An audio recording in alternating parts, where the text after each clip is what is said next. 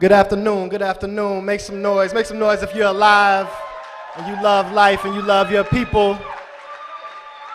We are so excited to welcome you here at this forum with the Rising Majority. I'm going to be your host and MC for the day. My name is Damon Williams. I'm an activist, organizer, part of the Rising Majority and the R3 Coalition and Let Us Breathe Collective from Chicago, Illinois. Any Chicago in the house? Word. So I just want to make sure, I'm feeling this, y'all are up, but I want to make sure we get up a little bit more because this is important, right? We are here together building power, and nothing's more important than when we come together and join in space. This is sacred when we do this, so I want y'all to be in the spirit of what we need, all right? All right. So we got a few hashtags, we got a few sayings that we want to trend today, so we got to get that energy started here in the room. So when I say squad up, y'all say squad up. So squad up. Say squad up. All right. That was sufficient. That was good. I'm proud of that. All right. And then also we're going to say the Rising Majority. Do that. The rising majority. I said we are. We are. Keep it going now. We are. The rising majority. Okay, let's put that together. Y'all be my squad side and y'all be my majority side. Is that cool? So y'all say squad up. Rising Majority. Squad up. All right. We're going to rewind that. That was the practice. Now we're going to do that. We're going to do that congruently now. Y'all ready? 1, 2, 3. Yeah. One more time. Boom. Make some noise for yourselves. All right, before I say anything else and continue to introduce us, I just want to bring our interpreter to the stage because we are multilingual in this space. So everybody welcome Yasmin Rumbo.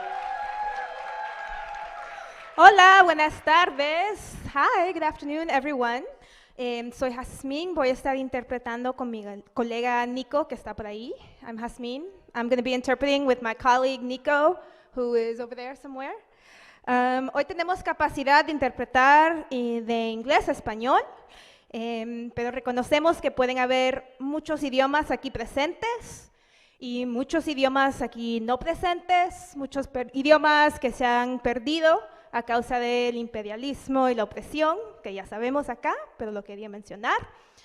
So today we have capacity to be doing English to Spanish interpretation, though we do recognize that there may be many other languages here present, and many other languages not present, and many other languages that may have been lost because of imperialism, various kinds of oppression, which we know in here, but I wanted to make sure I mentioned. Pero hoy tenemos interpretación español-inglés que podrán escuchar de dos maneras. But today we have capacity for English-Spanish interpretation, which you can listen to in two ways. Uno, si están aquí, pueden conseguir una maquinita aquí en la mesa de afuera y escucharnos. Vamos a estar haciendo interpretación simultánea. So one way to listen to the interpretation is if you're here, there are some little devices outside, and you can listen to us interpreting simultaneously that way. Y si están, no están aquí, pero están en el internet, pueden escuchar llamando un número telefónico que les voy a contar y ingresando un código. And if you're not here, but you're out in internet land, you can listen to interpretation by calling the phone number I'm about to give you and entering a code. Okay, si tienen un lápiz, ténganlo listo. So if you have a pencil, have that ready. Okay, pueden llamar al 646-9923. Repito, 646-876-9923. Ahora, otra opción, también pueden llamar 669-900-6833. Repito, 669-900-6833. So you can call 646-876-9923 or 669-900-6833. Y después ingresan este código de 9 dígitos. Then you enter this 9-digit code, 355-420-959. Repito, 355-420-9599. So you enter this 9-digit code, 355-420-959. Y una cosa más para las personas que van a estar participando, hablando en uno de los paneles, por favor, no corran, porque entonces no vamos a poder seguir lo que nos están diciendo, así que tengan eso en cuenta, por favor. So if you're going to be presenting today, if you're going to be speaking on one of the panels, please bear in mind that we will be interpreting. Do not rush. We want to keep up with you so that everyone can hear what you have to say. So please keep that in mind and keep us in mind. Una cosa más, si agarran equipo, devuélvanlo antes de irse. One more thing, if you do grab equipment, please give it back before you go. And I guess I'll just throw one more thing. If you're presenting, please don't rush. Just reminder. Una cosa más, si nos van a presentar en un panel, no corran, por favor, para un recordatorio. Bueno, muchas gracias. Say squad up. So we are here in this tumultuous political climate where a lot of folks are frustrated and exhausted, but this actually is a moment of opportunity. We are here together with a coalition of 50 organizations across the country that are doing exactly what this banner behind me says, building movement and an anti-racist left for radical democracy. So make some noise for that. So we're happy to be here at Howard Law. We are streaming across the country and across the world with Democracy Now! And Now This. And I just want to say, we need more people, right? So what we are trying to amplify today is that we have a pledge. So visit therisingmajority.com and take our pledge. And it's a pledge just to squad up, just like we've been saying. So we want to organize our communities, our workplace, and all of our campuses because we know that survival is at risk and we have work to do, but we have the power within us and within our humanity and our ancestors that carry us to do what we need to make this world the world that we want, all right? All right, so with no further ado, we're going to talk a little bit more about what is this rising majority and why are you here today. So I'm going to introduce from the Movement for Black Lives and Blackbird and the rising majority, we got Tenjiwe McHarris and then also the Honorable Scholar Activist Dr. Barbara Ransby. How we doing? Oh, I know there's some Howard students in the building. How we doing?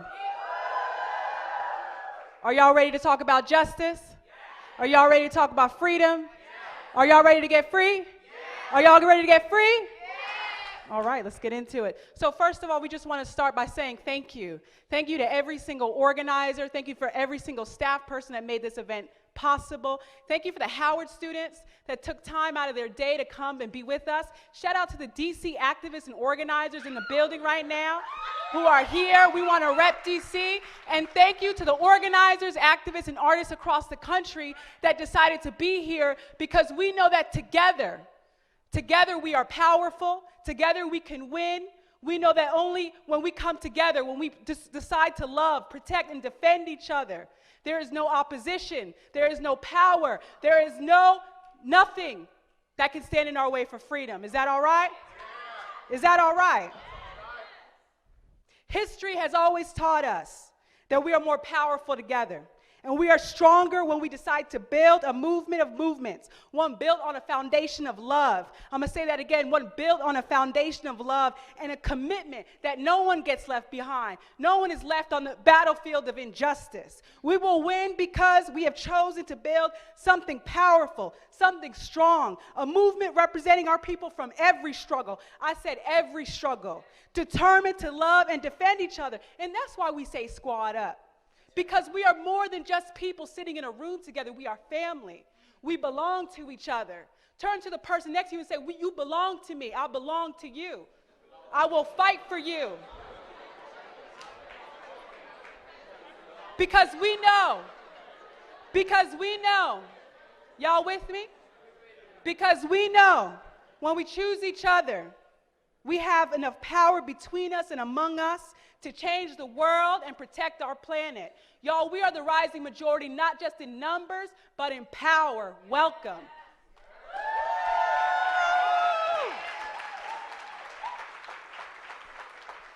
I want to echo Tunjiwe's thank yous to everyone who's here. We have people watching literally around the world.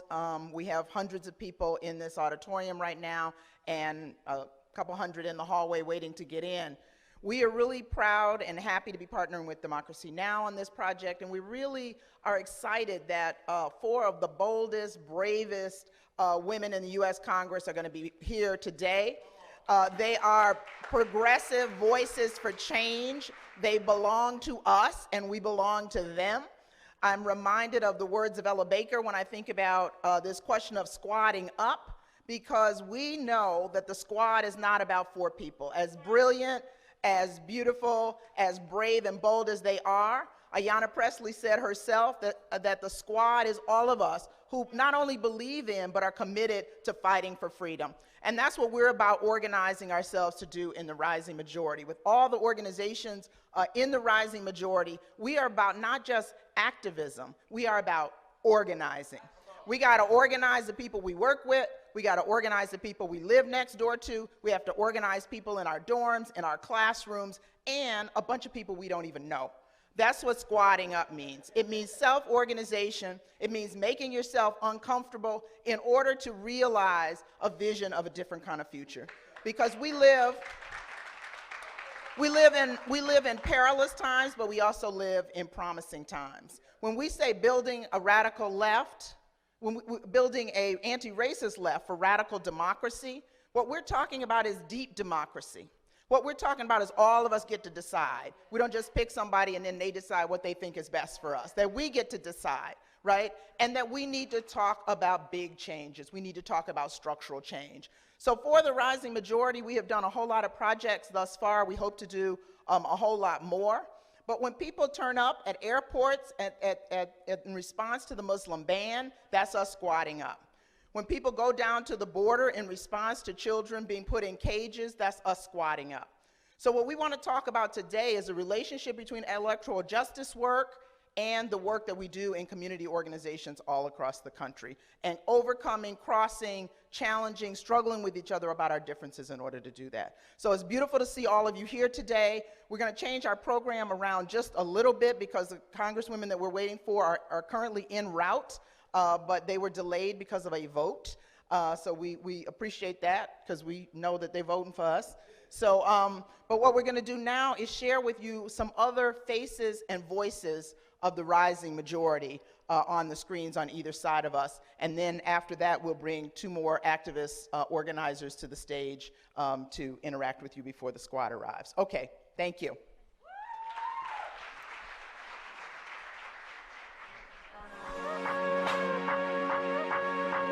I am Nakia Green. I'm an organizer with Working Families Party. My name is Cindy Weissner, and I'm with Grassroots Global Justice and the Rising Majority. My name is Richard Wallace. I'm the founder of Equity and Transformation organization in Chicago. My name is Sharif, and I am with the Arab Resource and Organizing Center, also known as AROC, and we are a part of the Rising Majority.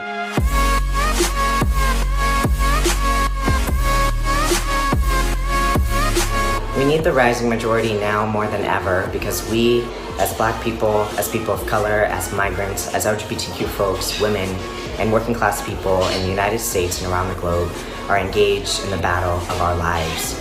We need to fight on every terrain of struggle, from economic justice to self-determination to reproductive rights, including domestic violence and sexual violence, to trans misogyny and all forms of violence.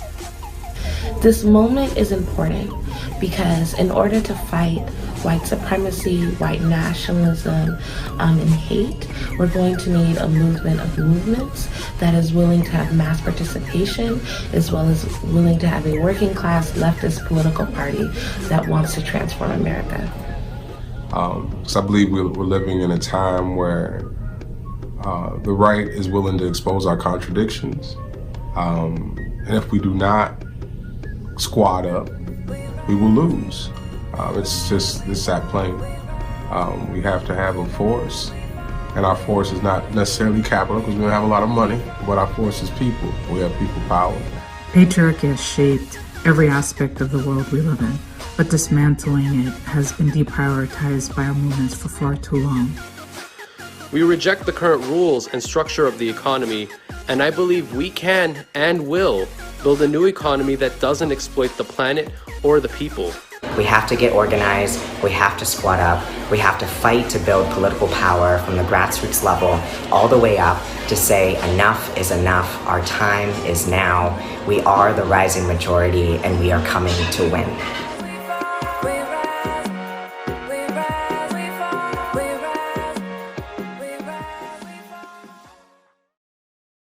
Whenever we're able to gather in the name of anti-oppression or in the name of liberation, I really view that as like a spiritual act. And we need y'all. So go to therisingmajority.com and take the pledge. And not only do we need you, but I suggest that particularly those people whose identities live at the intersection of the margins of society, you need this work. Right? There's something beautiful about being able to transform yourself and standing up for your liberation and for your humanity. So we are inviting you in, and we're going to continue this conversation. So we're going to start first being very tangible, right? We're going to talk a little bit about electoral. Quick housekeeping notes. Once the squad gets here, once our beautiful, powerful Congresswomen get here, for folks in the audience, we need you to not come up and take pictures. I know you're trying to get your gram and your Twitter popping. It's on Twitter already. Go to the Rising Majority and just retweet that joint or take the picture from where you're sitting, right? But just in terms of the flow of the room, we need you to stay in your seats. All right, and now we're going to get to a very important conversation. We're going to start tangible. We're going to start talking about electoral politics a little bit. So we got from the Justice Project, from the Movement of Black Lives, and from the Working Families Party and the Rising Majority, we got Jessica Bird and Mo Mitchell.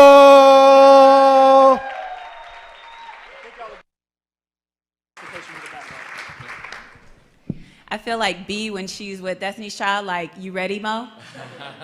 How y'all doing? You look good. My name is Jessica Bird, and I lead 3-Point Strategies, which we like to lovingly call the electoral political firm of the movement. And I'm a co-organizer with the Electoral Justice Project of the Movement for Black Lives. Yes, EJP. I'm originally from Columbus, Ohio. And yes, Ohio, OH! Hey! Ooh, this is good. We gonna win. That's how I know we gonna win. Okay, am I good? I'm supposed to be here? Okay. So, I was born to a poll worker and became positively addicted to elections at about 16 years old. I worked on elections in nearly 43 states. With hundreds of candidates. When I say I was addicted to winning and writing a field plan, I am not lying.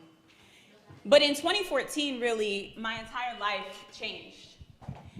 When I was sitting at what to me felt like a dream job at a huge political action committee here in DC, I watched the live stream of Michael Brown's body laying in Ferguson, Missouri. And I started to really ask myself this work that I had started to get really, really good at, if I was actually being unapologetically Black and changing the conditions of Black people through electoral work and campaigns. And in 2014, the truth was, the answer was no. That I was thinking specifically through the binary that was presented to us in the two-party system, and not thinking structurally enough about how to change the conditions through using electoral politics as a tactic in order to create meaningful change. And so, like all Black women who just decide to be done with the old stuff and build something new, I created 3-Point Strategies, specifically to ask a question. Is there a meaningful bridge between electoral politics and Black movement? And I can say our birthday is March 15th. It's going to be our 5-year birthday. The answer is yes. There is a meaningful bridge between electoral politics and Black movement. Everything over the last 5 years in particular, but specifically over the last 2 or 3 years, is because of movement. The rise of a response in white nationalism is because we were winning. The rise of a base of white nationalist voters who want to speak publicly and unapologetically about the need for the old way is because people were rising up, because the numbers are the truth. There is a multiracial majority in this country that when bound together in not only solidarity but strategy, we could win whatever we want. And so, what I'm here to share with you is a couple of the ways in which the Electoral Justice Project is intending to lead, a little bit of data, and then my good brother Maurice Mitchell is going to talk a bit about the Working Families Party, but then we're going to, if we have a few minutes left, we're going to be in dialogue together. Does that sound good? So we're in this really confusing time right now, and the only reason I use the word confusing is because we've made these significant strides in not only the vision for this country and the way that we use electoral power, but we also have a huge decision to make when we think about how we are going to move this country not only forward, but towards a more liberatory vision. And folks are scared. When I was home for the holidays, I was literally debating with my family about the choice of really sticking to our values and the policy that our family needs, while also wanting to be pragmatic. My family is like, listen, Bird, are you gonna win or not? Just come back here when you win. Are your families doing that to you? They wanna know who's gonna win. And so what I wanna tell you is that we have not only the numbers to win, but our folks are with us. So Black PAC, which is a really excellent communications and research organization specifically for Black voters. They actually have a really beautiful report that you can check out on blackpac.com. But what I wanted to share with you is that they did a poll of Black people. It was a nonpartisan poll that specifically got in the weeds of issues that Black voters were not only thinking about, but the way that they were thinking about the election. Over 70% of Black voters who responded not only said that they believe deeply in reparations, they believe in Medicare for all, they believe in passing the Green New Deal. They also responded overwhelmingly, and when I say that I mean 75% or more, saying that they believe that racism is a top issue in their lives and they can feel it every single day. And when asked specifically how that motivated their decisions about electoral politics, they said, I struggle to see how I should take a risk on voting for people or issues that feel like they're not viable when really I just want to win. I just want to reduce harm for my family, and I want to make sure that my children aren't feeling the effects of racism. So really, I just want to win. And what I want to share with you is that since November 3rd, 2016, 7 million new voters have been added to the rolls. 7 million. Nearly all of them are 18 to 24, and they are a multiracial. 70% of that group is a multiracial, young coalition of voters who are also saying, I believe in reparations. I believe that we should stop deportations. I believe that healthcare is a human right. Our people are with us. Our people are with us. Movement did that. That's right. Movement did that. United We Dream did that. The Movement for Black Lives did that. The Sunrise Movement did that. Dream Defenders did that. The Working Families Party did that. Our people did that. Our people did that, and our families aren't dumb. We don't need to beg them to believe that the public policy they know they need is necessary. But let me tell you something about the next 7 months and the assignment that all of us have. We have to believe we can win. Our families are asking us one question: can we win? They didn't say, is there a 50-point plan I could read? And it's not that they wouldn't, but they already agree with us. Our people agree with us. And they want to know that we can win. And for me, this beautiful space and thinking about us not only as the rising majority, but the majority that's here, means that every single day, every conversation where someone demonstrates a little bit of fear, our response should not be that we think that they're not with us, but to quell that fear by saying, We got the numbers, baby. We can win anything we want to win. And so I'll leave you with this before I turn it over to Mo.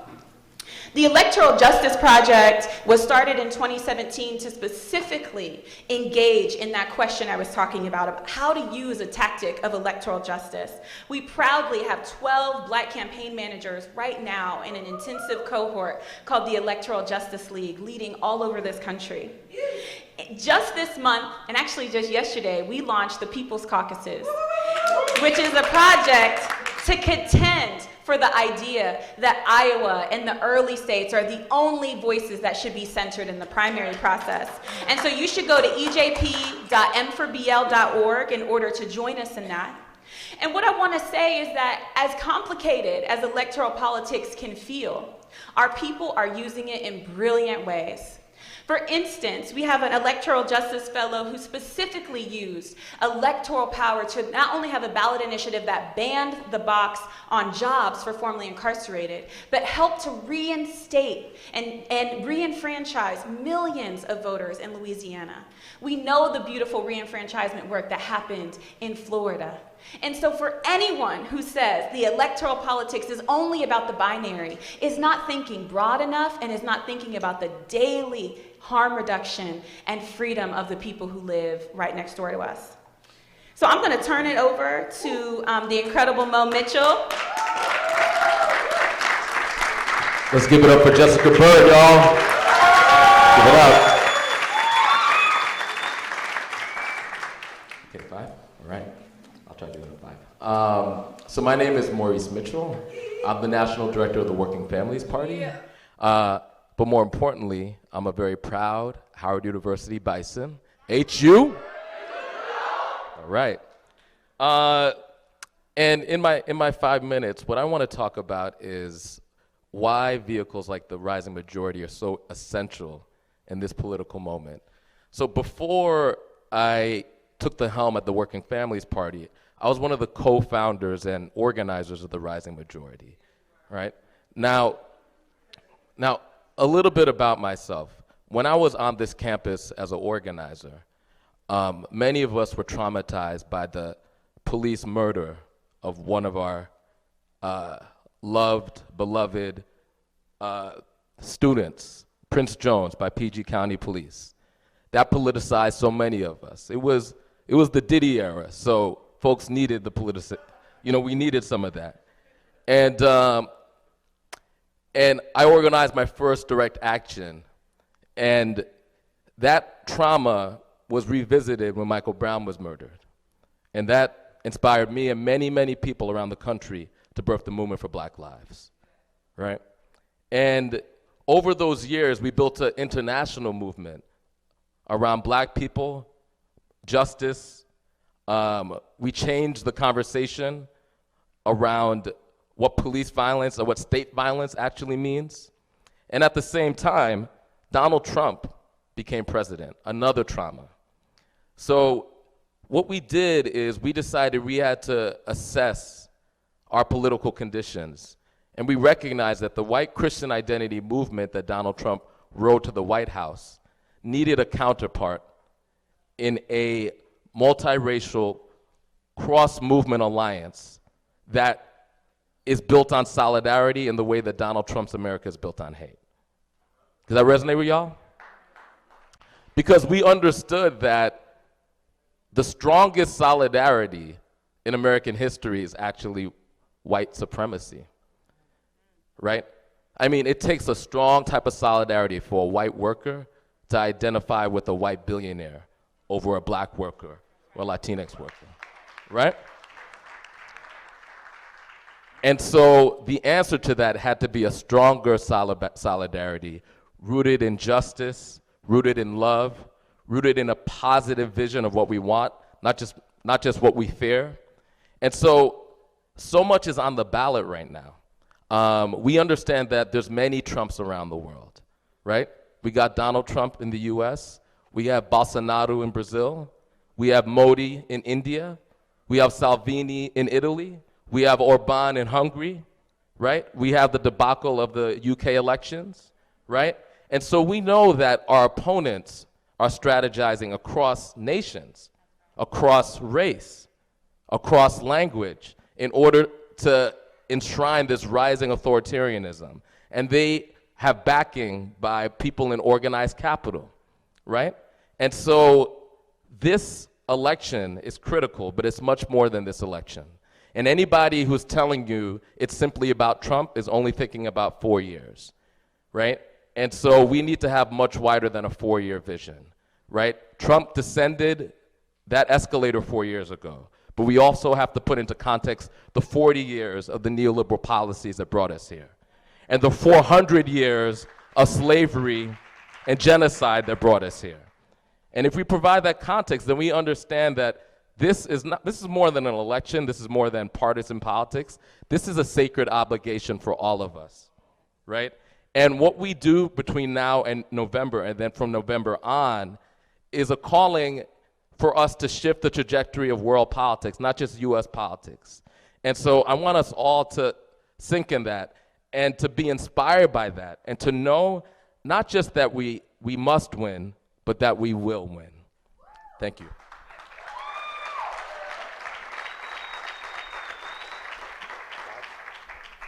So in these last 5 minutes, let's chop it up a little bit, bro. Yes, let's do it. So what's on your mind? Can you all hear me?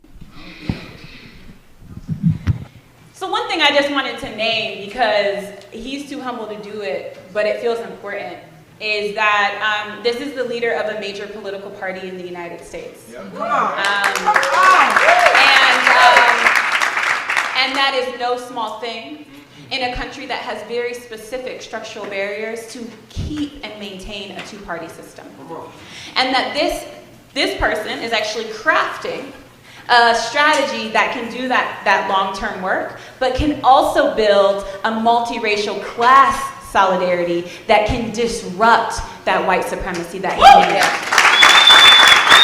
We are in a true crisis of corporations right now, exploiting working people and exploiting our politics.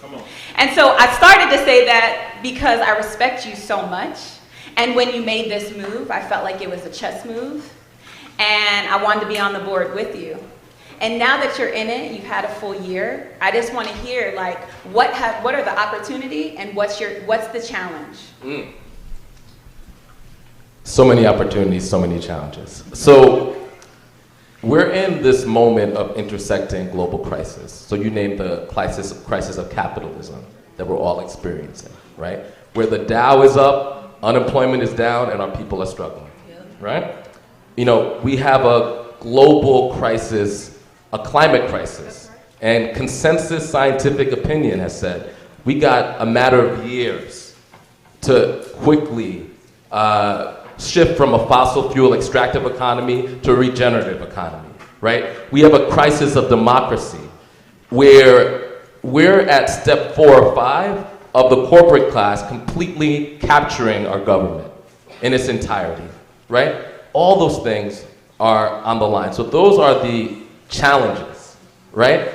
Now, the opportunity is that, just like you said, from Occupy to the Movement for Black Lives to the immigrant rights movement to the resistance movement, the American populace, everyday people have woken up, and the political culture in our society is very different. People are ready.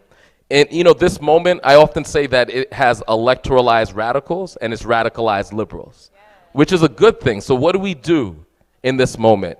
How do we assume our place in leadership, right? In a moment when the two-party system is actually in disarray and the elite class is in disarray. Many of them didn't think the Donald Trump presidency would happen, both on the left and the right. So in this moment of disarray, our opportunity, and this is what the rising majority is like, is to take leadership and if you need any example of the disarray, just look at the debacle in Iowa. There's no smart people. In fact, the elite are aggressively mediocre. That's why we are in the environment that we're in right now, right? There's no smart people in corner offices somewhere in DC and New York figuring it out. And if we're waiting for them, then we're gonna wait too damn long. So the opportunity is ours, And to me, it's a lesson that I took from the young people in Ferguson. The thing that they taught me, the thing that I'm always reminded of is this is our moment not to ask for permission. We must never ask for permission for our liberation. And so in this moment, we need to not ask for permission in order to take leadership. We've witnessed the leadership of the elite, of the Davos crowd. And that's why we have a Trump presidency. That's why this wacky economy continues not to work for us, but they're telling us that it does work. So this is an opportunity when that crisis of capitalism is actually real on the ground, right? Where it's not an academic conversation around neoliberalism, where everyday people are realizing, oh, this shit actually doesn't work for me. So what is the generative solution, right? We can't just talk about what we can't do or what we don't want. We have to actually articulate what we do want. And this is a moment for us to do that. And so just as we close out, I want to say that oftentimes we use words like freedom, like liberation, and it feels really, really far away. And the way that I like to think about electoral politics is that we're building safe houses on the way to our North Star. That even Harriet had to stop and have a good night's sleep. She had to wash her feet. She had to have a hot meal. She had to re-strategize and think about a new path. Every single election is a chance for us to learn, to practice, and to mobilize. And so for all of you who are here and watching, go to therisingmajority.com, click on any of the organizations a part of this movement. Join an organization, be a part of a community that is wrestling with how to best be together, vision together, and engage in this election. Our people are suffering, but our people are powerful. And I know for sure that together, not only can we win in the short term, that freedom is imminent. Thank you. Jessica Bird, y'all. HU.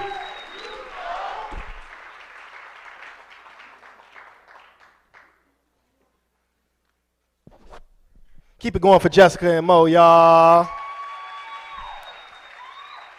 Say squad up. Say squad up. We are, hey, we are, yeah, we are. All right, follow me. Say, we won't do what we've been told. We can't take this anymore. Swear that this is getting old. We gon' make a new world. Follow me. Say, we can't take it, we can't take it, we can't take it, we can't take. We gon' make it, we gon' make it, we gon' make it, we gon' make. All right. We gon' take it, we gon' take it, we gon' take it, we gon' take. We can make it, we can make it, look at all that we can make.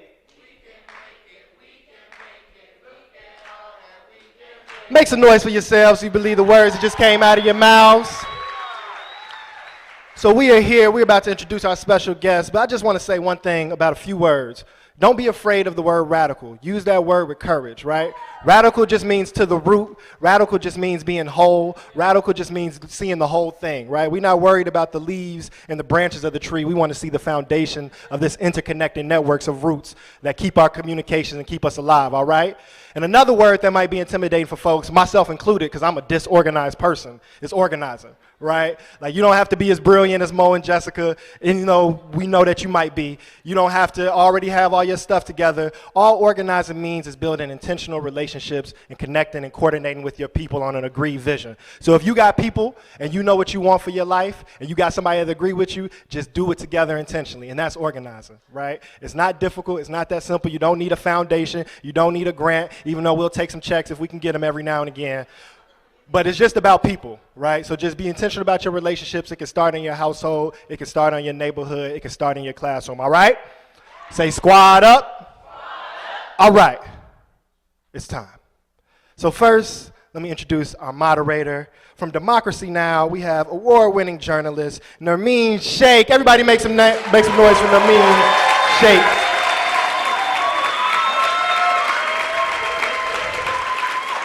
And coming to the stage, we have the squad. So everybody, please, please make some noise for Representative Ayanna Pressley.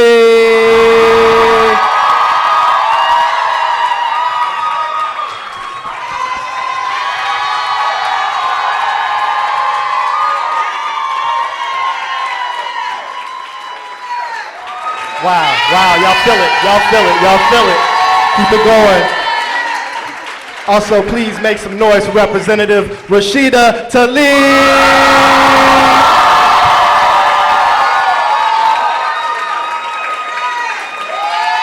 Make some noise, y'all. This is powerful. Keep it right on going for Representative Ilhan Omar.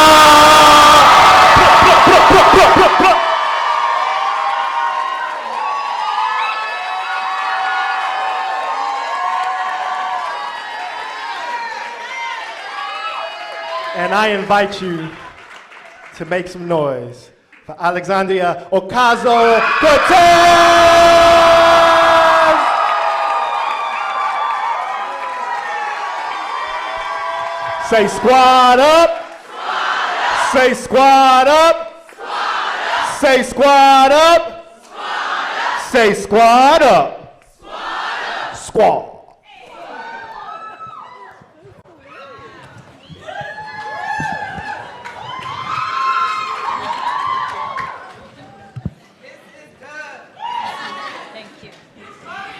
Thank you.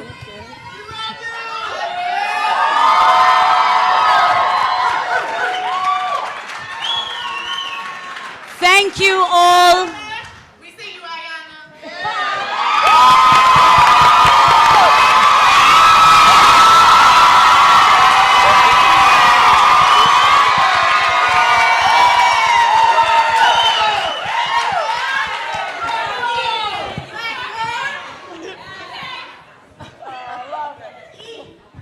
Thank you. Thank you all so much. Thank you, Damon, for that extremely enthusiastic welcome to all of us. And for all of you, your extremely, extremely enthusiastic welcome. It's a great pleasure and honor to be here with the squad and on behalf of the Rising Majority and also Democracy Now! I'd like to thank you all and give you a warm welcome. So we're speaking today following an absolutely extraordinary week in American politics, with Trump presenting his State of the Union address just before his impeachment trial concluded, with the Senate acquitting him. So I want to ask each of you about your response to the Senate vote, but also the decision that each of you took individually about attending his third and possibly last State of the Union State of the Union address. So, Congressmember Umar, if you could begin. You gotta choose me. I gotta choose you.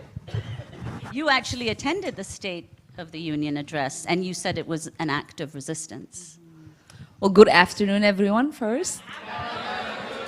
It's wonderful to be here and to have this opportunity to share the stage with my sisters in the struggle.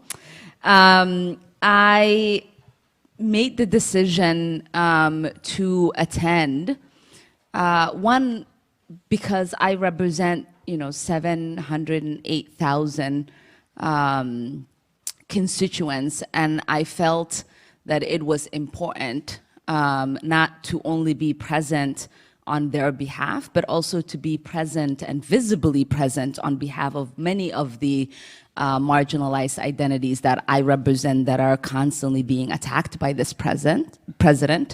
I felt like being in that room, showing him that no matter how much he decides to speak about us in the most hateful ways, we are resilient, we are present, and we will not be disregarded. And I felt like I was part of a movement of people who've made the decision to send me to Congress to actually be a counter-narrative to his existence in the White House. And I needed to be present for them. Congressmember Tlaib. No, I think it was a huge struggle for me because I don't think people realize it's worse in when you're actually there versus what you, no, it really is. And actually there was moments of triggering and I kept holding your hand and we intentionally sat next to each other to support each other. But I remember talking to Sister Ilhan, and I was at the airport on my way to DC and I said, I don't know what to do. I don't want to, not be there kind of in his face, like I'm not going anywhere, you're going somewhere.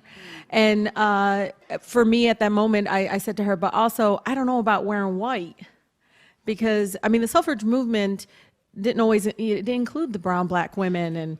And so it was hard for me. So I remember Ilhan's like, well, wear something. I was like, ooh, I'm gonna wear a Palestinian thobe. And so,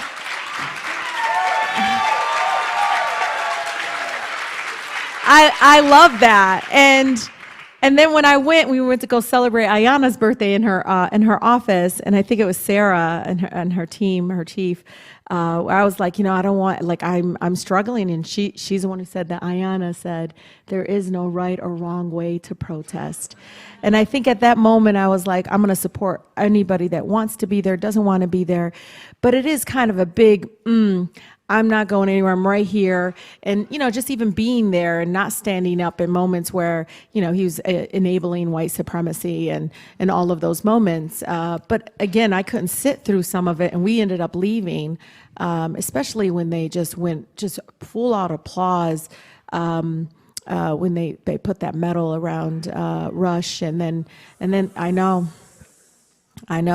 Do you know there was a 97-year-old man who was a guest of another colleague who's been working really hard to try to get the Medal of Freedom for this man who survived Nazi Germany.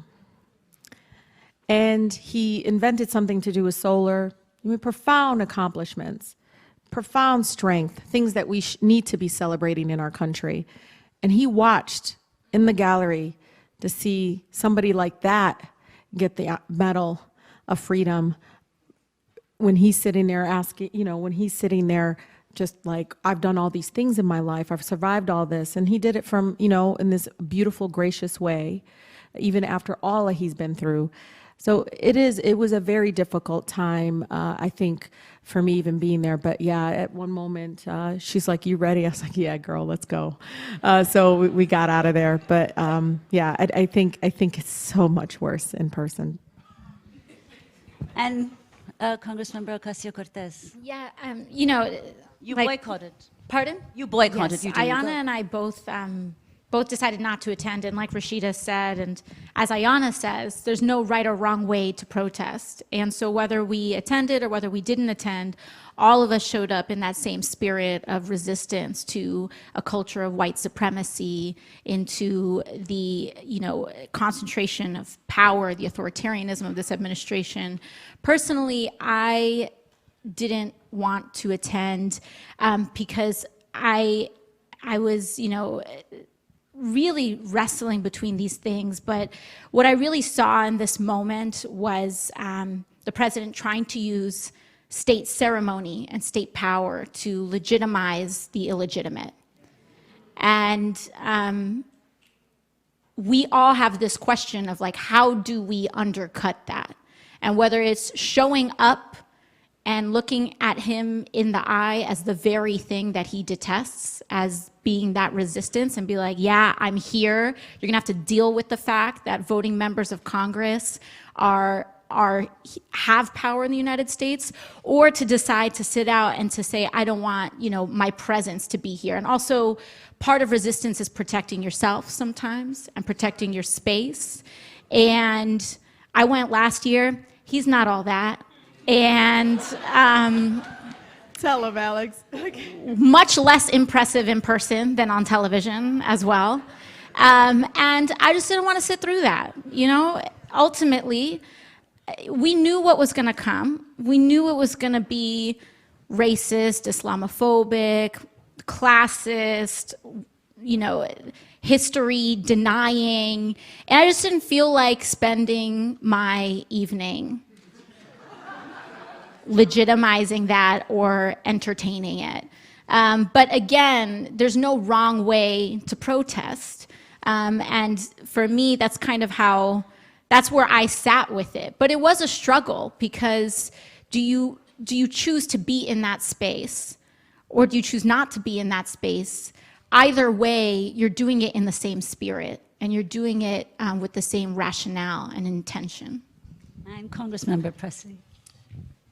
Well, similarly to first, I just want to say that when I arrived at the decision and had wrestled with it, like all my sisters in service and in the struggle up here, but ultimately it's like, one, our very existence is the resistance. Secondly, the resistance is also about the fact that we occupy these congressional seats, forget about a seat on the House floor. And then finally, I didn't need to go there to know how he feels about me and our folk. It was a sham of a State of the Union, following the sham of a trial.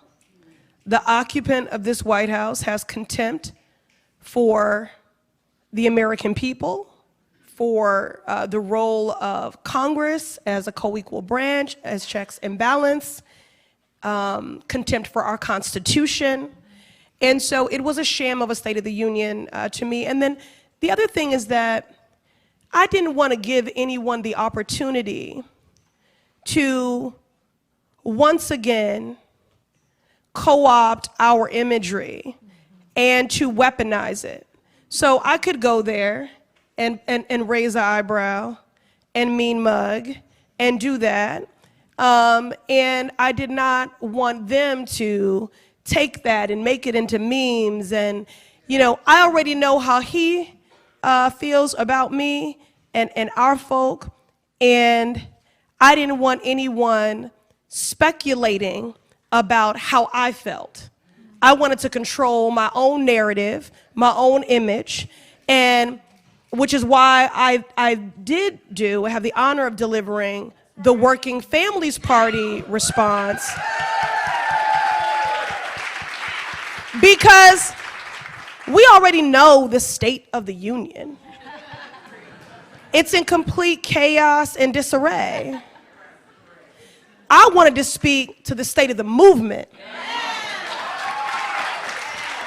which is strong as hell. So, but I also just want to underscore that, again, however our dissent shows up, the fact is we are dissenting in a way that is authentic to us. We are not a monolith. We amplify and support each other however we choose to show up in the resistance. And I couldn't believe the folks that were saying, you're not going to the State of the Union, that is your job. We want our money back, because if I didn't show up to work, I would be docked pay. Well, talk to the Senate, because they haven't been doing their job this whole Congress. Did you dock their pay?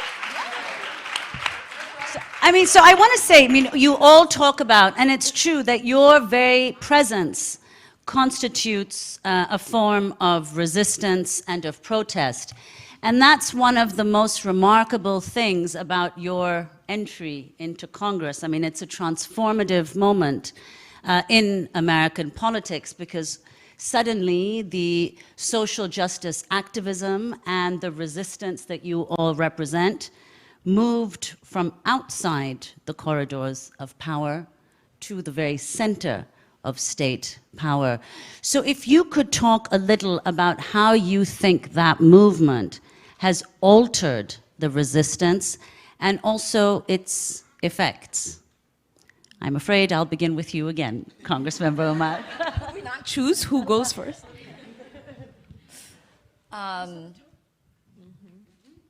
What did you say? I said you set the tone.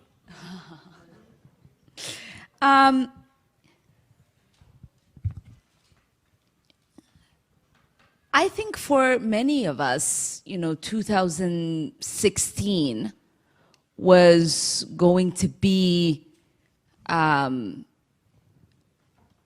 election year where we were going to decide what kind of country we were going to be. It was very clear that on one side there was someone running for president who presented an extreme danger not only to our democracy but to the very lives of the American people. And I was running for the first time for state rep in my home state. And I remember on election night, we stayed a little too long after my results came in, and we celebrated to unfortunately learn what the state of our country was going to be. And I remember saying to the young people who are in this room, some of them, that I could not believe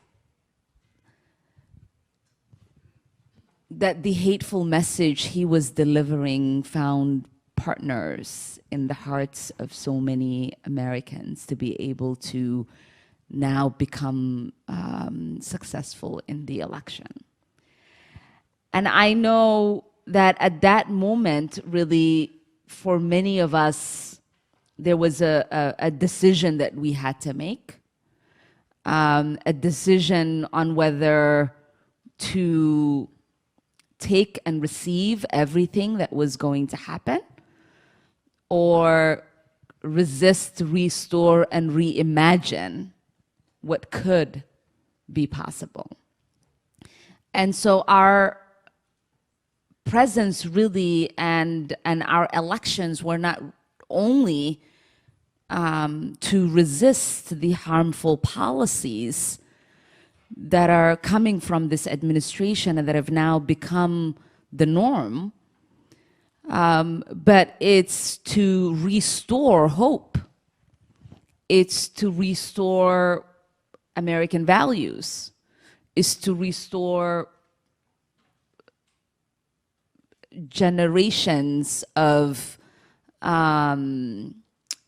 what could have been possible.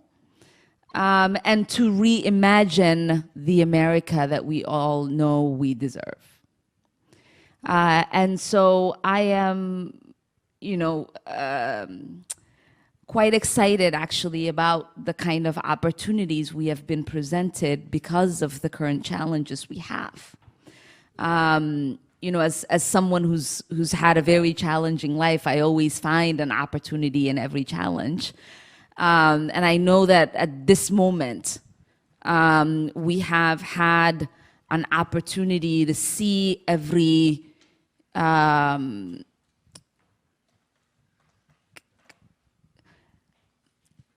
broken system reveal itself. We have had an opportunity for people to recognize what they are not only losing, but what they could gain. We have had an opportunity to allow for the racists and the bigots to fully tell on themselves. And we have had an opportunity for people who have never really imagined themselves fully powerful in the corridors of power to recognize that they cannot be muzzled, intimidated, and silenced, that we are not ever going to be dismissed unless we allow ourselves to be dismissed. And I think the shock that our presence really has brought is that for too long, people have gotten used to having mediocre white men show up and think they own the day without anybody ever questioning their credentials, their qualifications, and their vision for a broken America. And for the first time, you have women who should be apologetic, who should feel small, who might visibly be small, who come in and know their place, understand their power, fully execute their vision, and never really look shaken by the insecurities that many who thought they were powerful feel now that their power is challenged. And so for me, I feel like, you know, people are often wondering, like, if you've got all, you know, all of these challenges, Ilhan, how do you still continue? Or why do you all feel like you thrive in your controversies? And it's because we don't live in controversy. We live in constant struggle for the truth, and we live in constant struggle in remaking America in its image of freedom and liberty for all. Not the image of the past, but the image of what the future of America should look like.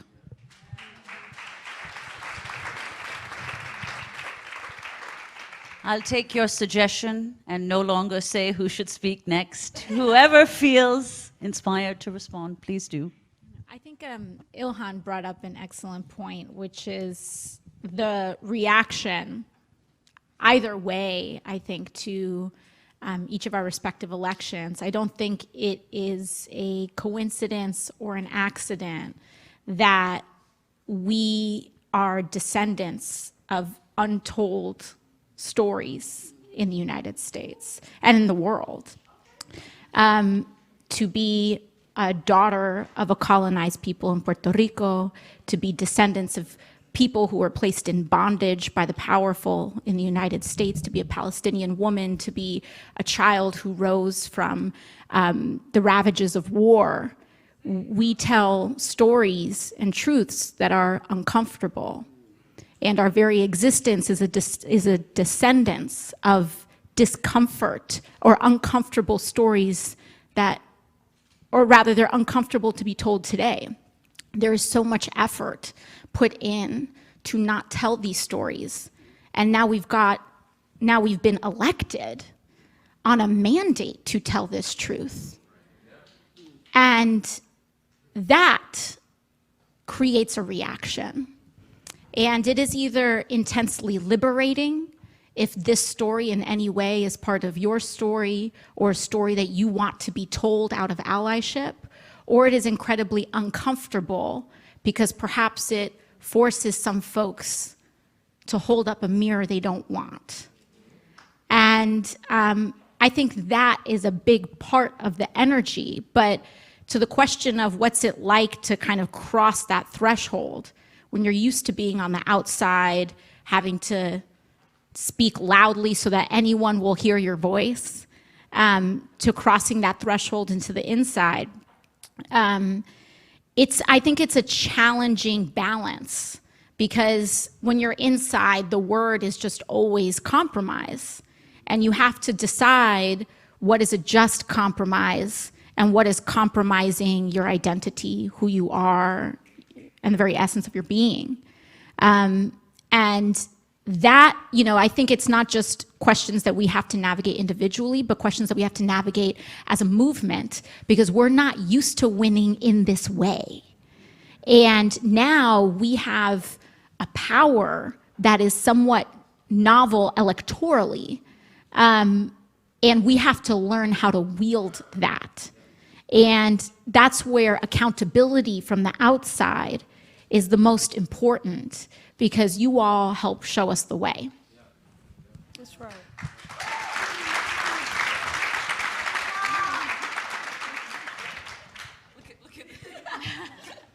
Maybe my Says, suggestion I'm was wrong. No, look, what is even more incredible about all of us is just we are unapologetically ourselves, and we're just one of the things that, as growing up in Detroit, which is the most beautiful, blackest city in the country, is we birth movements. And there's this new era of social justice movement about, yeah, we're going to organize in the streets. And let me tell you, I mean, I grew up hearing people like Grace Lee Boggs and everybody that said, don't wait for somebody to introduce things in the halls of Congress or wait till the White House wakes up. We transform our country by movement work outside of the halls of Congress and in the White House. And so believe in that, because that's exactly what we've done. I mean, what's incredible about my sisters up here and all of us is, I mean, we ran not one dime of corporate dollars. Like, we ran with no corporate PAC money. We ran talking about our immigrant stories, our backgrounds, our parents. I mean, every time Ayanna talks about her mother, I tear up. We talk about these forms of oppression that we've all gone through in our lives, in our workplaces and everything. But we ran just as we are, with nobody coming and trying to, like, they tried. And I'm like, no, I don't want your money. No, I'm gonna be just like this. So even not only in the halls of Congress, I'm gonna tell you, even in Detroit politics, they're like, oh my God, Rashida won. Yeah, I'm gonna push back against you spending money on a hockey stadium downtown Detroit, while a mile away, not a few blocks away, there's a school with no drinking water, literally shutting down the drinking fountains. So it's also the fact that even on the grassroots level, that transformative change that was happening, organizing in the streets of Detroit, all of a sudden just reached the halls of Congress, right? And so believe in that movement. You are part of this new era that understands it. Yeah, we're always, I hate when they say outside. No, we're an extension. We are such an extension of what you all are doing. Plus, you all give us credibility. When I'm yelling about something, it's like you're all like, no, that's actually happening to me. What Rashida just said is true. You all just gave corporate tax dollars to a billionaire in downtown Detroit, Dan Gilbert, who's been investigated for mortgage fraud, while you're taking my children away. You're taking my children away because I can't pay for my water because it's unaffordable, because you're saying I'm neglecting, but you'll spend money on a for-profit entity of foster care that is helping the private sector, but you won't help me feed my babies. So I just want you to know, like, every time we hear your stories, every time you're out there pushing back, you all uplift what we're doing inside. We are you. Like, I just hope you believe that. And please, God, because I don't want to spend a long time there. Run. It's true. Run for office. Run for Congress. Run. All right. Okay, so I just, I've been ruminating a lot on a sermon that a faith leader in my district gave not that long ago. And the sermon talked about moment, movement, and momentum. And I just want to say, it's like very tempting to think that in our righteousness, that we are in a moment that is ushering in a new movement. Now, I don't know how long it takes a pebble to travel from the diaspora, the African diaspora, all the way to Chicago, and then to Boston, and then to DC. That's my life journey. But I'm just telling you that we're actually in the momentum. And what I mean by that is, in the way that we are intentional about bringing our ancestors into spaces, I have got to bring people like Barbara Lee and Maxine Waters. Yes, there is a paradigm shift occurring, but there have been women before us, women of color before us, black women before us, who shook the table, who called the question, who sought justice, who were the truth tellers, who preserved our democracy, and we are simply honoring in trying to be good stewards of the ground that they laid. And then finally, I would say we are often characterized as being disruptive. Now, if we were in Silicon Valley, we would be called innovators. So, yes, yeah, we are disruptors, we are innovators, and contrary to the opinion of many, we are actually patriots. Because dissent is the ultimate patriotism.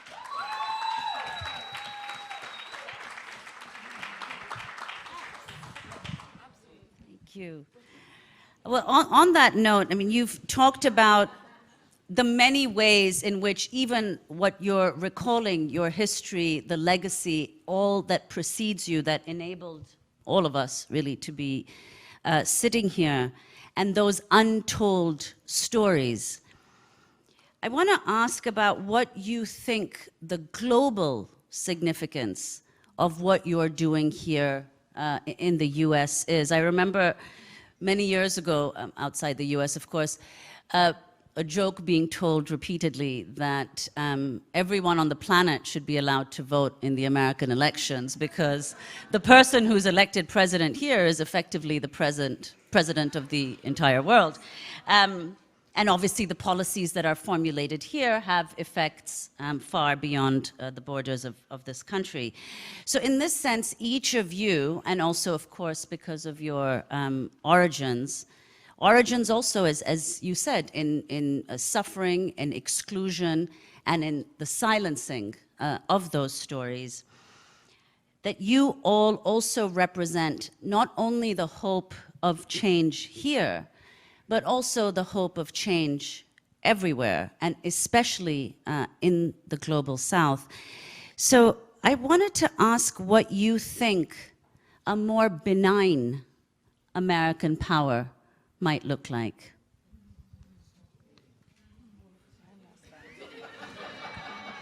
Anyone? Well, I think, yeah, I think there are principles and paradigm shifts that we know that we need to make. I think that is something that all of us feel consciously or subconsciously.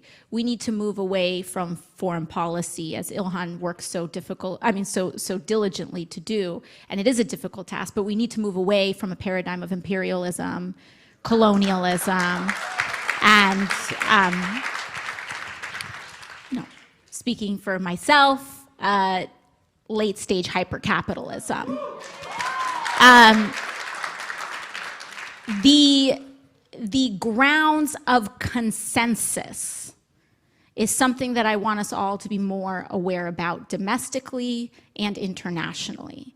Because when we kind of toot the horn of bipartisanship and common ground, too often that consensus, the grounds of that consensus are in the expansion of war, are in the expansion of colonialism, are in the expansion of the unconscionable concentration of wealth for not just the very few, but also just corporate and industrial interests. That is not just a domestic shift, that is a global shift. And whether it's here abroad in our policies towards Native communities, whether it's trampling over native land to put gas pipelines because affluent communities don't want them, whether it's my family back home in Puerto Rico who is dominated by and oppressed by this administration, yet has never been able to vote in a federal election and doesn't have seats on the floor of Congress, or whether it's abroad in the vast footprint of war or in the assistance of other Western forms of colonialism. I think these are conversations that we have to center and discuss. I can't speak to how we are symbolically in the world. That is too big of a thing for me to consider. But I do know that how I try to think of it is from also a place of faith in that there is global struggle. I have faith in that. And I have faith that there are brothers and sisters and brethren all over the world who are in that common cause. So I know for me, I mean, I grew up in like a UAW household, and I remember my father talking about, just economic oppression. And it was an African-American Baptist pastor who said, Rashida, this country is not divided. And you could just say, this world is not divided. We're just disconnected. And in our movement work and in everything and how we see our lens, like it's sometimes you almost want to clear the glass so that people understand it's the same people trying to oppress me as trying to oppress you. And one of the things he talked about in kind of labor organizing in the plants, as he's at Ford Motor Company, is when you walked in, you weren't black or white. You didn't know where people kind of lived. You didn't know if this was a returning citizen or this was, what people's faith were. You were part of one family, the UAW, right? You organized, and it was one big move, just big organization against the corporate greed, pushing back and saying, I deserve human dignity. I deserve to be able to take care of my family and all those kinds of things. I think globally, the economic oppression that is happening across the country, and you see kind of labor organizing, working class coming together and fighting and saying we can do it if we come together and just fight against this common, I think, enemy of corporate greed, of this othering, of saying you deserve less than, you don't deserve to feel, whole. And that's one thing about my father, who only had 4th grade education. And when he came to this country at 19, he literally never got a paycheck until he got into the plant. And then the UAW made him feel like he belonged because he was part of something bigger than him. He was showing up for others all of a sudden when he was part of this big, large family. And I feel like a lot of just our mere presence there is also showing up for others that are outside the United States. And there was a young girl, she was 8 years old, in Sacramento, California. Her name is Rianne, and she's Palestinian American like myself. And she was kind of doing this thing with her jacket. Yeah, she had like a blazer. But Ayanna, like as a mom, I'm like, oh, she wants me to recognize her blazer. And I was like, well, Rihanna, I love your blazer. Look at it, it's so cute, And she's like, I'm trying to look like you. And then I was like, forget Congress. You got to run for president of the United States. And all of a sudden she was like, uh-huh. And I thought to myself, though, at that moment, and this is kind of connecting, of like how much it's bigger. Like I'm showing up somehow for her, and I don't even realize it. And then this other brother came to me and came to my office. He was meeting with me. He goes, for so long, a lot of Palestinians just thought America didn't love them. And you getting elected by predominantly, I think I have less than 5% Arab Americans in my district. The majority of my fellow Americans don't share my faith, my ethnic background. They elected me. Somehow that gave them a light in a moment of darkness, right? Gave them hope. And I think that's what we kind of do, just our mere presence of just being there and speaking like we all speak, even how we talk about issues is extremely different, and it's somehow connecting globally with so many people outside of the United States.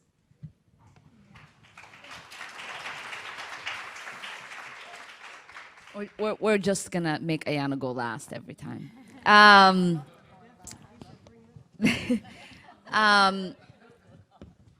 I think to the point that Rashida was talking about us not being divided but disconnected is truly how I think about the thing that is wrong with the formation of our foreign policy. Is that when we engage in the creation of our foreign policy, we are truly disconnected from the foreign nations that it will impact and the humans who are going to be impacted by our foreign policy.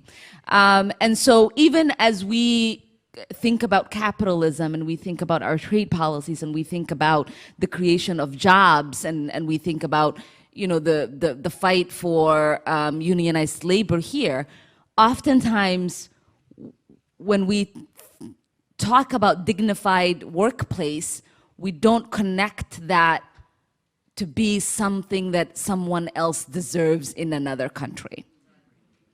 And so when you're thinking about Mexico or Honduras or El Salvador or any of these countries that we might ship our jobs to and have a working environment there, we don't think about the fact that these organizations, these corporations are now going to be exploiting workers over there. It's not just that we are losing jobs, but there is literally going to be an exploitation of workers over there. And so when we think about it now in Congress, we're having a conversation about cross-border negotiations happening for workers, because all of our destinies are tied together. When you see a Somali refugee or an Iraqi refugee or a Libyan refugee, we often are like, oh, this is my neighbor, they must have survived some struggle. We don't ever pause to think, what American policy made them come over here? Right? When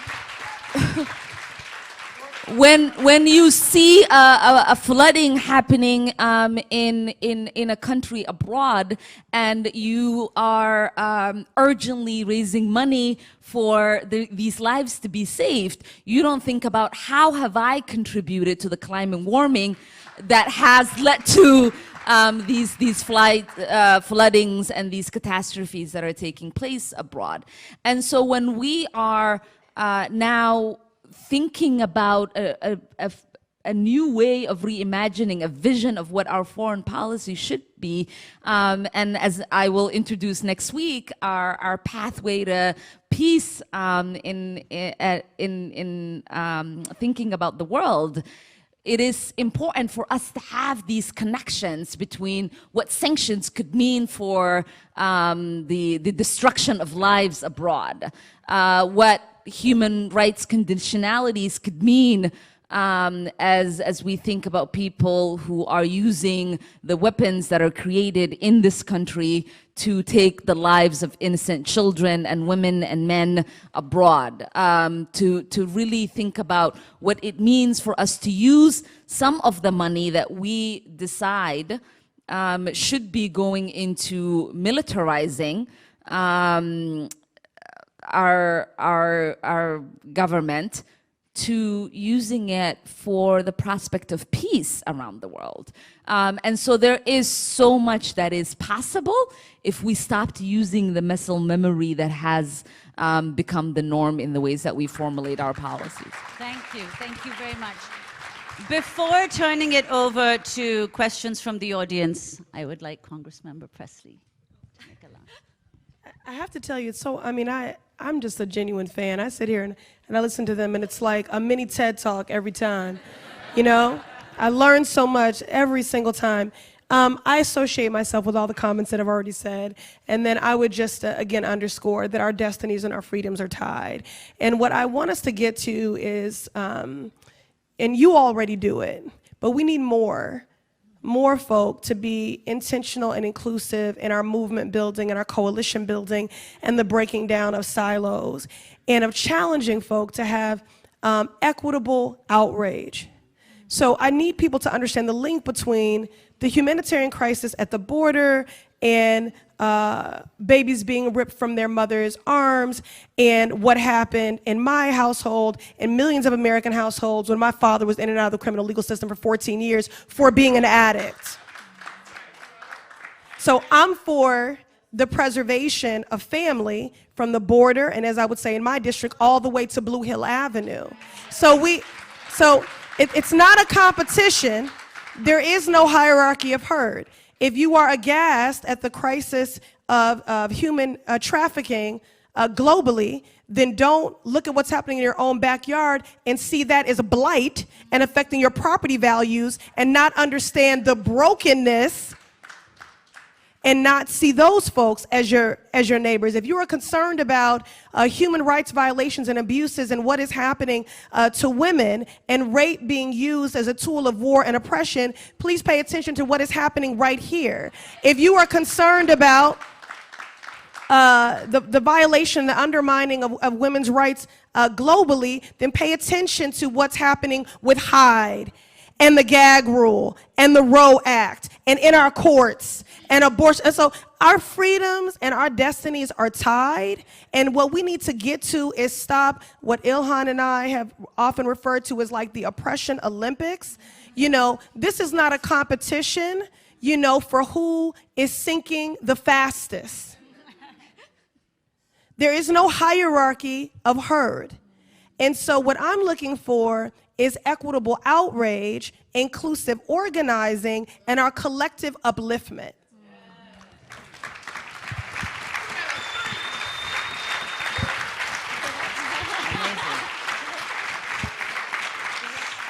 So I'd like to turn it over now to Ashley Henderson for questions from the audience. And just to be clear, in the interest of time, if you could all decide amongst yourselves, maybe just one or two responses from you for the questions. Yo, can we give it up? Not all of you. Can we give it up for the squad, y'all? Can we give it up one time? We can do better than that. Can we give it up one time for the squad, y'all? Can we give it up one time for the squad, y'all? We can do better than that. Word. So let me tell you how this is gonna go down. My name is Ashley Woodard Henderson. My homies call me Ash, and I am the first Black woman executive director of the Highlander Research and Education Center. I am a proud member of the Movement for Black Lives, and I am a member of the Rising Majority. So, squad up. So this is how we're gonna do this. Some of the members of the Rising Majority have prepared questions. We gonna hit y'all with a lot in a short amount of time. But y'all not new to this. We expect greatness. It's gonna be great. So I'm gonna ask my comrades to come up and join me.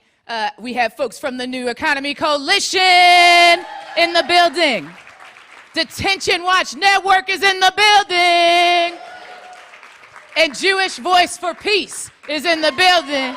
Y'all come on up, come on up. So as they're preparing to give their questions, I want to ask you, can you tell us why movement building is important to your positionality and the strategies that you're affecting in Congress? I mean, I think it's just our existence. Like, we wouldn't be here if we weren't rooted in movement. You know, even when I was running for the first time, I used to wake up and think, like, you have to be crazy to run for office for yourself. Because it's, like, not fun, you know? And if you don't show up for something rooted in movement, rooted in community, rooted in principle, I just don't see how a person can wake up and appeal to their community on the grounds of, like, vote for me because I'm the best. You know, I often, you know, we should aspire to run in a way where we are not necessary. You know, where we are, it's not like everything should hinge on each one of us as an individual occupying this seat. It should be, we should aspire to, you know, as Rashida was talking about, just be part of a footprint of this movement. And if for any reason, self-care, what have you, we step out, someone else steps in. And if anything, we should expand that footprint and grow that movement. But I mean, how movement is a part of it, I think it's how we are rooted in movement. Thank you so much. For our comrades and colleagues that are on the live stream, I am told that if you have called in, you can press *3 to get your question in the queue. So first up, my colleague from the New Economies Coalition. Thank you. Hi, my name is Esteban Kelly, and I'm the Executive Director for the U.S. Federation of Worker Co-ops. We're a founding member of the New Economy Coalition up in the House. I first of all want to thank Congresswoman Tlaib for being the newest member of the Congressional Co-op Business Caucus. So you all many of you have supported the Green New Deal, including the beginnings of a vision for how worker co-ops and worker ownership can be applied as an institutionally supported tool for the transformation that our economy needs, right? And I'm wondering if you can share a little bit about how you envision worker co-ops and other cooperative solutions playing a role in scaling the solutions that we need for a just, sustainable, and reparative economy. Specifically on the pragmatic side, how can movements squad up with elected officials to advance that vision? I mean, even with the Green New Deal, I mean, we talk about co-ownership. I mean, we talk about having a true seat at the table that, you know, as a lawyer, I'm like legally binding, where we actually get to make the decisions, not advisory, not whatever, but also being part of the destiny of what the future would look like. You know, I'm been part of this community benefits movement, you know, which I believe was birthed in Detroit personally in a very unique way, but I'm just gonna put it out there. But the community benefits movement, which, you know, some of the folks have kind of hijacked the name, but the true movement is about how do we make sure community is not just like these development and these kinds of agreements that are being made, especially when public resources are being shifted towards these kinds of developments, how we can ensure that it's sustainable investment within the communities, that is an extension of the community. And it's creating to me, legal entity within our, like making sure that, because, you know, elected officials come and go, but neighborhoods don't. And so how do we make sure that there is a third signature line there where community signs, right? The host community can sign.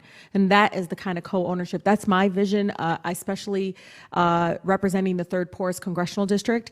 You all had your chance doing it the other way. It's just not working. So how about you move? You know, I love Congresswoman Shirley Chisholm. She's like, if there's no chair, bring one. I'm all for, you've been at the table too long. Maybe, you know, shake the table, kind of boot them off the chair and take the chair. So I'm for that at this moment. So we really definitely need, really need to take the chair. You thank you for taking some chairs. But it is important that we talk about it in that way of not in symbolic way, but actually no, we, just like you let the CEO sign it, we need to be able to sign it and co-own it. Yeah. Thank you so much. We're going to take two more. Can I add something? Oh, yep, really quick. I think often, you know, asset building is something that is necessary in many of our communities. And there are creative ways, I think, people in the movement and many of our municipalities are figuring out how to help build asset within community. And so there are proposals for people to co-purchase a building together, to cohabilitate and have ownership of that, build asset that way. There are proposals in my city where people are thinking about how do we buy up a whole building that people are being evicted from because a new developer is going to buy and they're all going to be displaced. As we fight gentrification, we have to figure out what other tools exist for communities to exist. I also have a bill because we know a lot of mobile homes. If they don't have co-ops, they don't have an opportunity to buy the land they're on. They don't have a way to sustain their community and continue to build that community. And so we're trying to make sure that those co-ops can exist and continue to thrive, and that there is a tax incentive for the landowners to sell it to these co-ops. And so there are, I think, creative ways we can think about in how to put money back and asset growth for our communities. Thank you so much. Next question, and we're going to take a few back to back, so we're going to speed through. Hey, I'm Gabby Vieira, repping Detention Watch Network today. Thank y'all for being here and for all the work that y'all do. So over the past years, we've seen the caging and deportation of immigrants across the country. We've seen the closing of our southern border and the erosion of our asylum system. Just in the last week, we saw the expansion of the Muslim ban and the deaths of multiple individuals at the hands of our immigration enforcement agencies. We know racism is a key factor in these policies. They're an extension of the criminalization of Black and brown communities. We want to see an end to mass incarceration, and abolishing immigration detention is a part of that. Can you speak to how we can work together towards unifying these struggles and what members of Congress can do to stop the government from acting with impunity when it comes to the lives of Black and brown people? Thank you for your question. My name is Meya. I am here representing Jewish Voice for Peace Action, a group of Jews of varying racial backgrounds, Palestinians, Black folks, and people of color who are organizing across the country for Palestinian rights. All of you on the stage have helped move forward the conversation around Palestinian rights by showing that if you are progressive, you need to apply your progressive values universally. Absolutely no exceptions. Just one example is that you four were some of the earliest co-sponsors of Congresswoman Betty McCollum's bill, H.R. 2407, to protect Palestinian children from abuse and detention by the Israeli military. But even the most basic human rights legislation like this is a major uphill battle with most members of Congress, so we have our work cut out for us. My question is primarily for Representative Tlaib, though I welcome additions from any others. Last August, your plans to lead an alternative congressional delegation to Palestine were thwarted by Trump and Netanyahu. Could you speak to why you felt it was so important to go show your colleagues the Palestinian narrative, and what more organizers like us can do to support you in this work in Congress? We'll take one more and then we'll turn it over to you all. My name is Tabitha St. Bernard Jacobs, and I'm with the Women's March. It's an honor to be here with you all, and it's an honor to be a member of the Rising Majority. My question is, what are the most important priorities for reproductive justice for 2020, and what are the opportunities and obstacles to achieving them? Thank you so much. We'll turn it over to the squad. Okay. I think I spoke to some of this in my earlier statement around equitable outrage in talking about reproductive justice. So, you know, I know one of my sisters had said, we need you all, Rashida said, run for Congress. We need y'all to run for everything. I just need to say that, because not only do we need, you know, a multi-generational, you know, multi-class, multi-cultural racial movement, we also have to we need allies on the courts, we need allies in legislatures, we need allies at city halls. There are still many tools available to us on the federal level to affirm an individual's, you know, Roe v. Wade, which is not only the law of the land, but majority of Americans want us to keep it, right? But because of the conservative, what's happening in legislatures throughout the country, we have seen a growing number of abortion bans. So the first is that we all have to just affirm that abortion is health care. You know, secondly, that even in affirming Roe v. Wade and the law of the land, that low-income women and women of color have still faced barriers to access. So it isn't just enough to have the legal right of choice. We need reproductive justice. And so that is about access. And so that does require us to repeal Hyde, which restricts Medicaid funding being used for abortion. And that includes Native women, those serving in the military, Peace Corps volunteers, and again, low income and women of color. The gag rule I already mentioned, and then again, to my point of legislatures, in our state legislature, we have the Roe Act that we're trying to get passed, because there are a lot of antiquated laws on the books in states if you're not paying attention. So in Massachusetts, you need judicial or parental consent if you are under the age of 18 to have an abortion, when that is a decision to be made between you and your doctor, not a judge. And I'll also just say, I don't mean to make folks uncomfortable, but I don't mind doing it in the name of progress. As a survivor of childhood sexual abuse and childhood rape, you know, for us to say that parental consent is required, knowing the abuse that is happening in many families. I've heard, I'm sorry, I have to say this, heartbreaking stories. And so I never want us to lose sight of, one, the power of movement building, but secondly, the power of storytelling.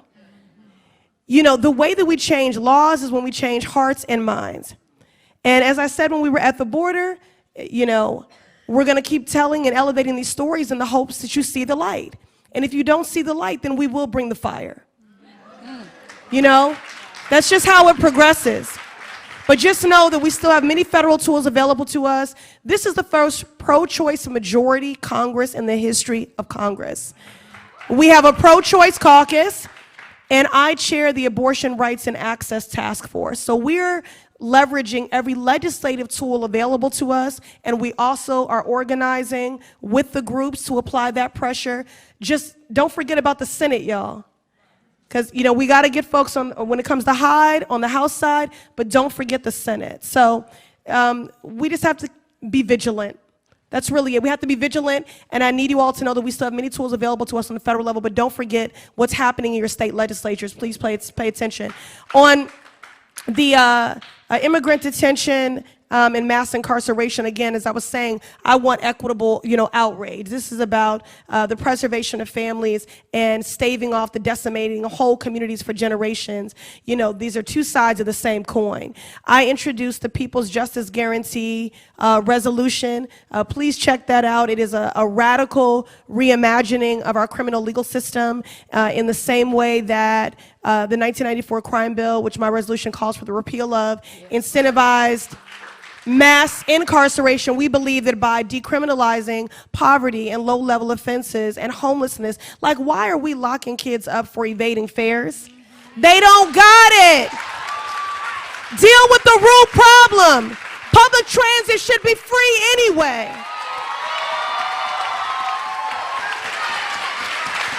Thank you. Yeah.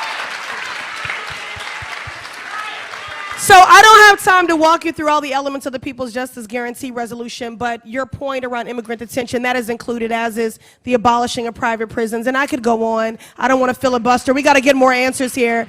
But, you know, I want to, wherever that young lady is, I want to talk to you more. Where does she go? Okay, here you are. Thank you for your activism and for your question, okay? But let's link up, okay? Because, you know, this is the conversation, but the work continues beyond these walls, okay? And even in regards to that, one of the things, you know, obviously supporting legislation, but also in how we talk about what's happening at the border. When I'm in the group that we're talking about the Muslim ban, sometimes it's not in the same consensus, like we're talking about what's happening with immigration. We notice it all the time. Hey, girl. That's my girl. But one of the things that I was saying, it was a huge audience of predominantly Muslims. And, you know, folks were really disturbed about the expansion. They were really scared.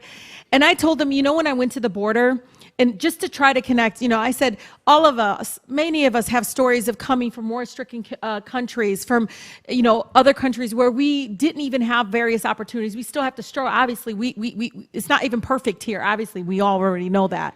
But one of the things that I said that seemed to resonate with this crowd is, you know, you all got to care about what's happening at the border. When I went there, I saw Gaza, I saw Yemen, I saw what's happening in Syria, I saw what's happening in Somalia. And you can see their faces like, yeah, and I'm like, exactly, those are our babies. Like, these are the same people oppressing you all in your native country sometimes that are doing it right here in our backyard. So wake up. So don't wait until it's us and they're coming after us. So when I tell them, yeah, I'm going to go and stop and repeal the Muslim ban and push back on that, but God, I hope you're out there with us when we're pushing against the caging and the profiting off of our brown and black. I am so tired. Brown and black, I know, I'm so tired. Brown and black neighbors and our folks. And so the way you can help this movement is support legislation that our incredible Ayanna's doing all around this issue, but also talking about it in that way and opening people's eyes to understand the connectivity of that. The last thing about, and thank you to Jewish Voice for Peace for always standing up for what is right. I love you, Ruben. I love you. The community wrapping their arms around me when I couldn't go see my city. But I want you to know the hope is that we humanize, right, what's happening. But one of the things that I noticed, and this is real, and I don't blame my colleagues. I had 2 different colleagues come up to me in different moments and ask me what occupation meant. But you all realize we're using sometimes language they don't understand. But what they understand is two lines. That somebody that's Palestinian has to get in this line, or they have a different color license plate, and they can't live in certain communities if there's integrated marriages between an Israeli and a Palestinian. They understand that. Understand that sometimes you have to show them. So even with the Palestinian cause and trying to free my grandmother from this form of oppression and giving her human dignity before she dies, sometimes I got to show them what it looks like when we do nothing, when it looks like when we decide to choose sides instead of values, right? So for me, and Ilhan knows this, I was like, we're gonna go talk to people, community members without titles, not the elected folks.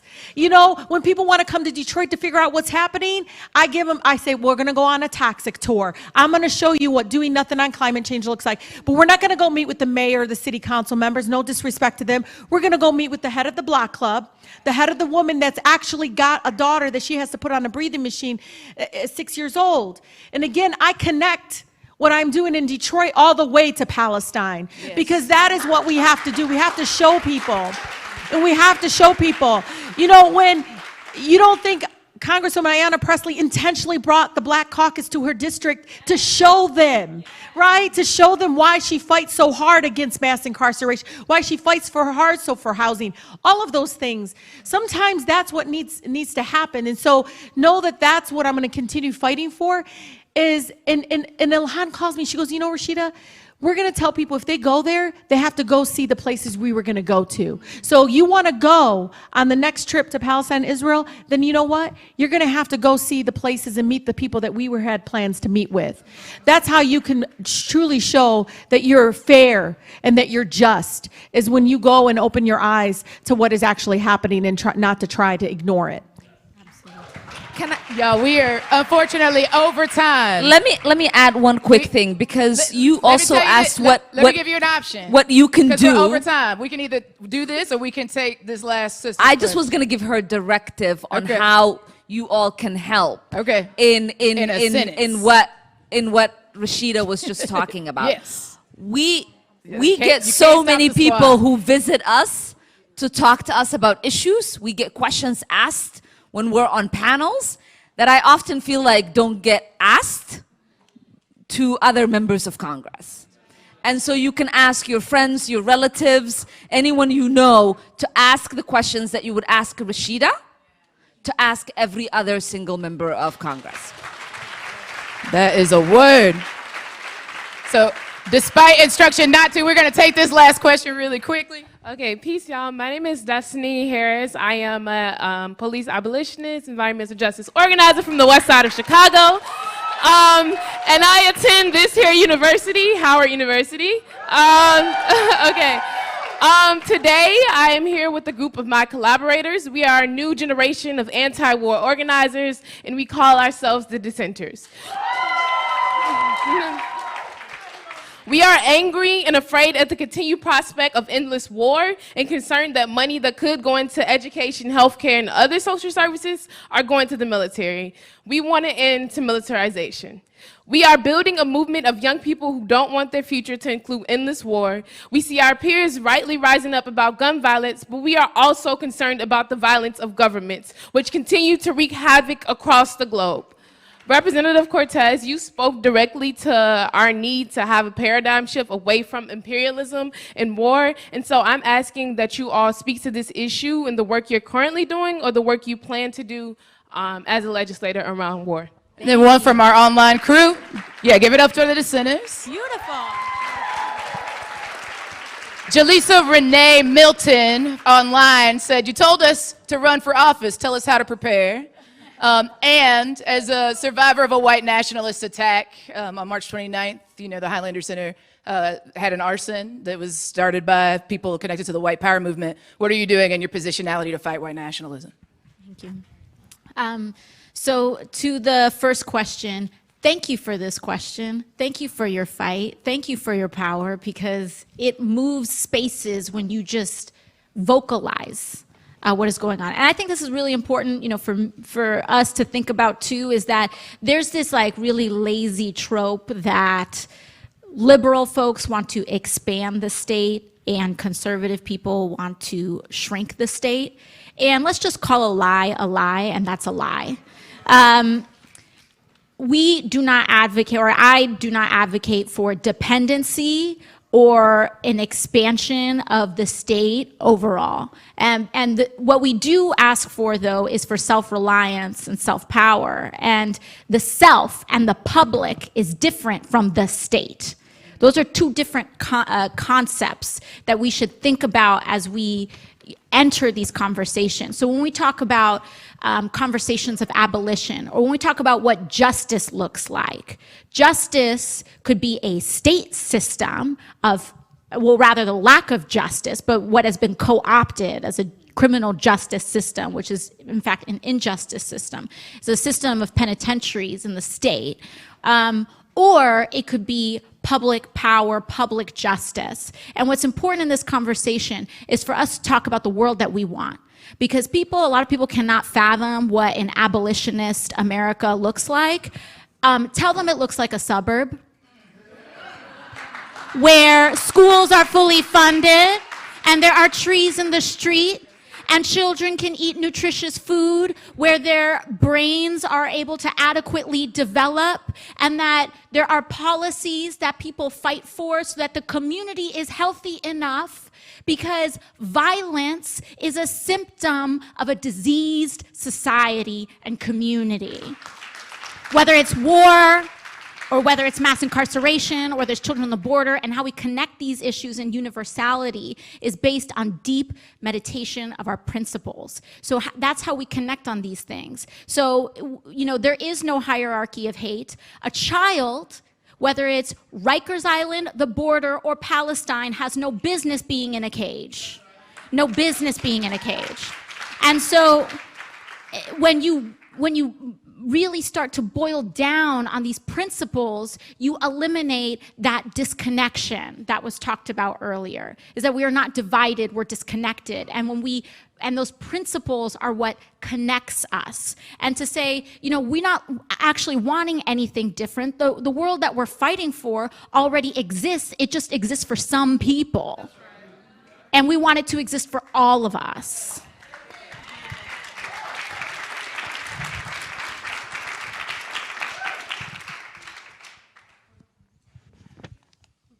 Okay, we're done with time, right? Okay. So I'm afraid with that, please join me in thanking the squad. We have to bring this conversation to a close.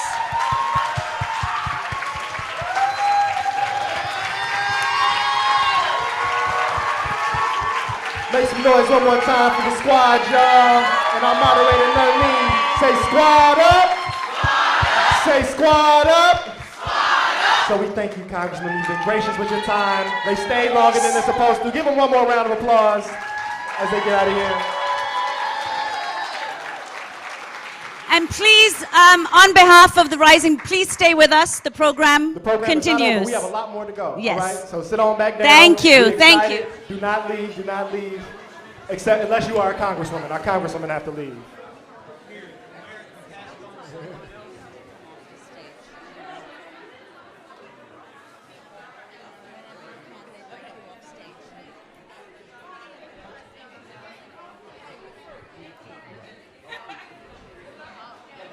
All right. We ask folks to know that the program is not over.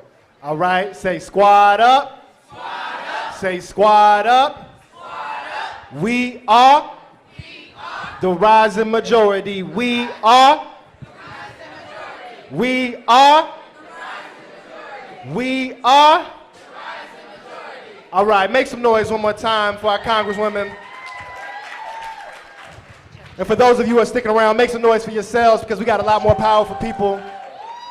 Obviously, in this tumultuous time, there's something so encouraging about seeing folks who are in the halls of state power operating with such courage, but we have so many more people to go. And so I want to introduce our next artist to the stage. We're going to have a little bit of a performance, all right?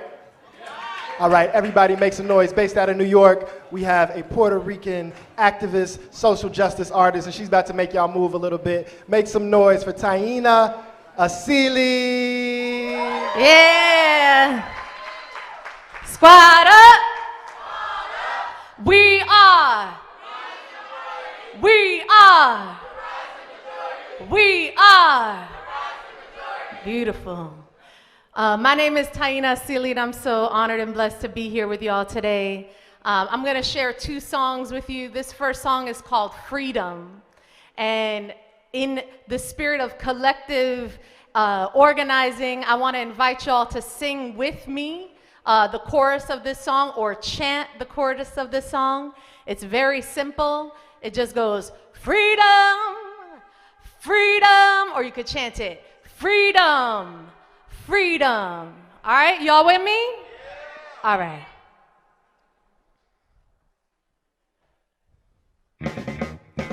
What do we want? Freedom. When do we want it? Now. What do we want? Freedom. When do we want it? Now.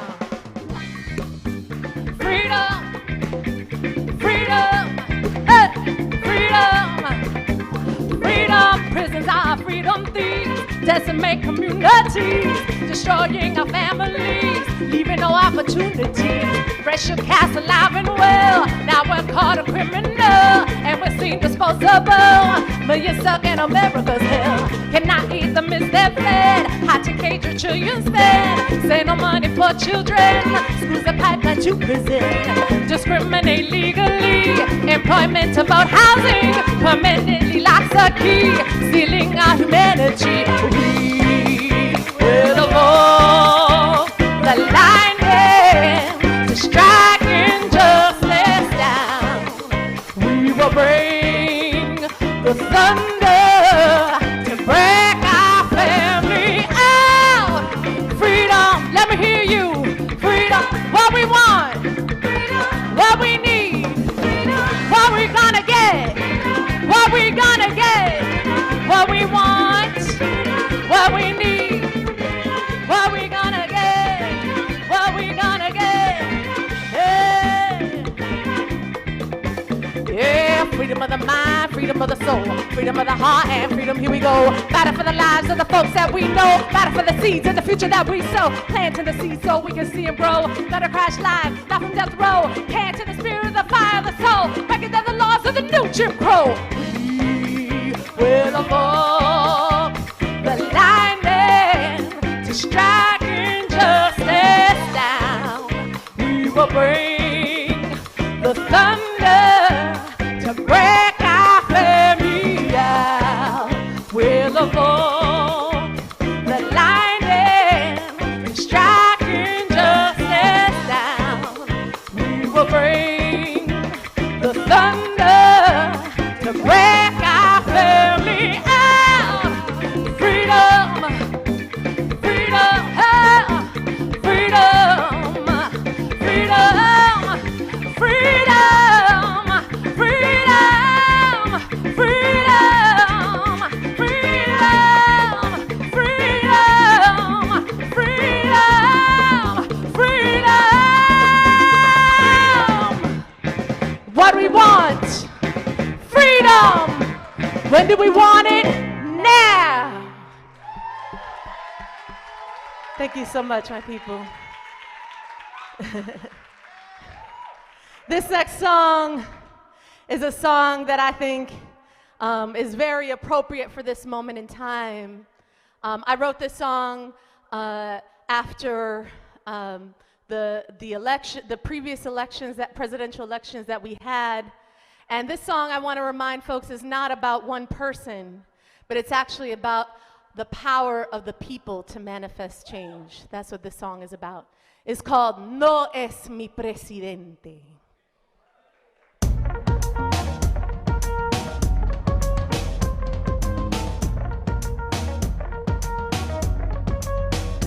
Desafiantes, ingobernables, lo rechazamos y no le tememos. Elegimos la libertad sobre el miedo, porque nuestros futuros están interconectados. Las vidas negras importan. Black Lives Matter. Ningún ser humano es ilegal. No human being is illegal. El agua es vida. Water is life. Basta de violencia machista and sexist violence. No es mi presidente, me representa la voz de mi gente. Si está conmigo, pues diga presente. El griten no es mi presidente, no es mi presidente. Organizaremos el pueblo como siempre. Ese poder es como un corriente. Griten no es mi presidente. Esta es la obra de mis antepasados. Oh, oh, oh, oh, oh. Resistencia unificada es nuestra herencia. Oh, oh, oh, oh. Tenemos todo lo que necesitamos. Oh, oh, oh, oh, oh. Para ser los agentes colectivos del cambio. Oh, oh, oh, oh, oh. No es mi presidente, él representa la voz de mi gente. Si está conmigo, pues diga presente. El grito no es mi presidente, no es mi presidente. Organizaremos el pueblo como siempre. Ese poder es como un corriente. Grito no es mi presidente. It's time to see ourselves in one another. Oh, oh, oh, oh, oh. Collective liberation and solidarity. Oh, oh, oh, oh. This is a resounding call for tomorrow. Oh, oh, oh, oh. Reclaim our power and our humanity.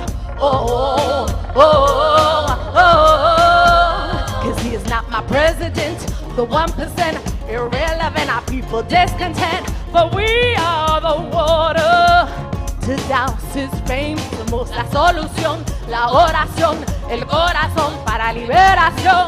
Somos la llamada para mañana. No es mi presidente, él me representa la voz de mi gente. Si está conmigo, pues diga presente. El grito no es mi presidente, no es mi presidente. Organizaremos el pueblo como siempre. Ese poder es como un corriente. Grita no es mi presidente, él no es mi presidente. Él representa la voz de mi gente. Si está conmigo, pues diga presente. El grito no es mi presidente, no es mi presidente. Organizaremos el pueblo como siempre. Ese poder es como un corriente. Grita no es mi presidente. Muchas gracias. Love and liberation, y'all. And the power of the people and the power of the earth. Pomatumache. Keep it going for Ayanna Pressley. Powerful, powerful. So we keep going here. So no shade. I know people got real lives and jobs and classes and work to do. So no shade to nobody else. But I just want to say y'all the real ones for staying. Y'all try to hold it down. But make some noise again for the squad that came through.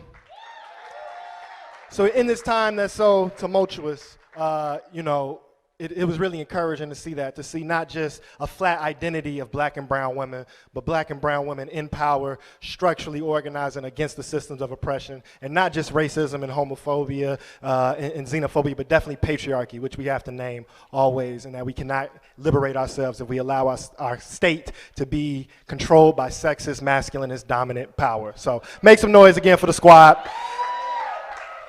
And again, we go to the top and we come back down to the grassroots. So we're gonna have a round table with some phenomenal activists that are scattered all across the country, but are connected through the Rising Majority, doing some really, really powerful work. So I'm gonna introduce our moderator who's gonna bring the rest of our guests to the stage. Everybody please make some noise for Mr. Philip Agnew.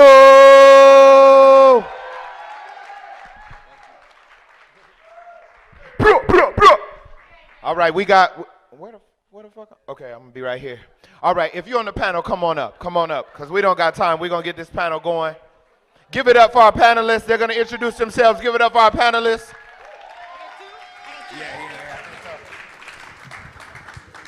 Okay, by way of introduction, my name is Philip Agnew. I come out of the Dream Defenders. I'm also a proud part of the Movement for Black Lives and the Rising Majority. I'm also a proud HBCU graduate. The biggest and the best one, Florida Agricultural and Mechanical University. What? What? I'm really, okay. I'm gonna sit here. All right, so we have an amazing panel, as we heard on our previous panel with the incredible Congress people, Congresswomen, that the grassroots, the organizing provides the cover. It is the catalyst. It provides the kindle that our elected officials use to set fire, to open up conversations, to begin debates, and to really move and pass legislation. And so this is an important panel. And as was alluded to earlier, you all are the real ones. Everybody has things to do, but they made time to come here earlier. But we're happy that you all are here, because on this panel, you're going to get to hear from my peer heroes, people that should be your peer heroes, if only because they have dedicated their lives to doing the hard work, the things that are invisible, the things that are unseen, the phone calls, the people saying they're going to come and not coming. The people who show up to one thing and not the other, but really the thankless work of organizing and being community organizers. So I'm going to allow them to go and introduce themselves with this question. What is the work that you all are involved in, you are involved in your organizing work now, and why is that work important to this progressive rising majority that we're in right now? So we'll start with Rachel, and then we'll work our way back down. Okay, cool. So y'all really are the real ones, because while they are amazing revolutionary women in Congress, they cannot move things without us building power on the outside. So you being a part of this grassroots conversation is very important. So thank you for staying.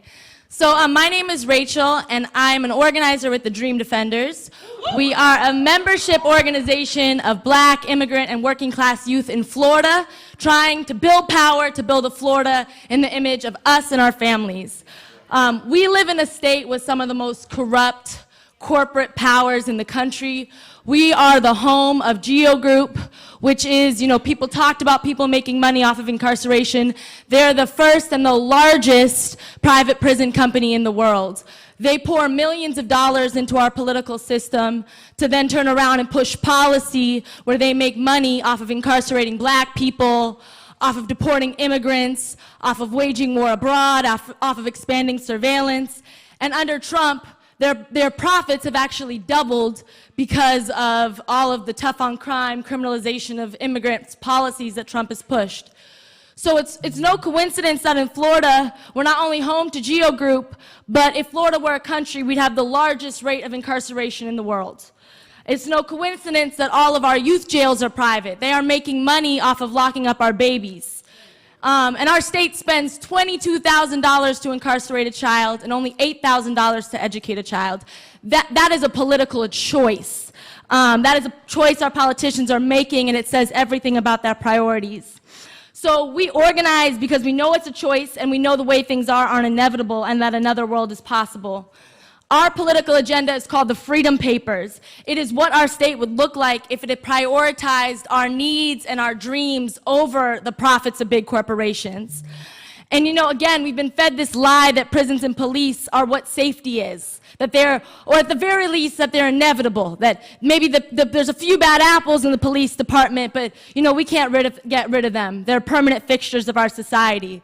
But what we know is that that's a lie that is being fed to our communities, and that what actually keeps our communities safe and whole is housing, healthcare, food, jobs, after-school programs, education.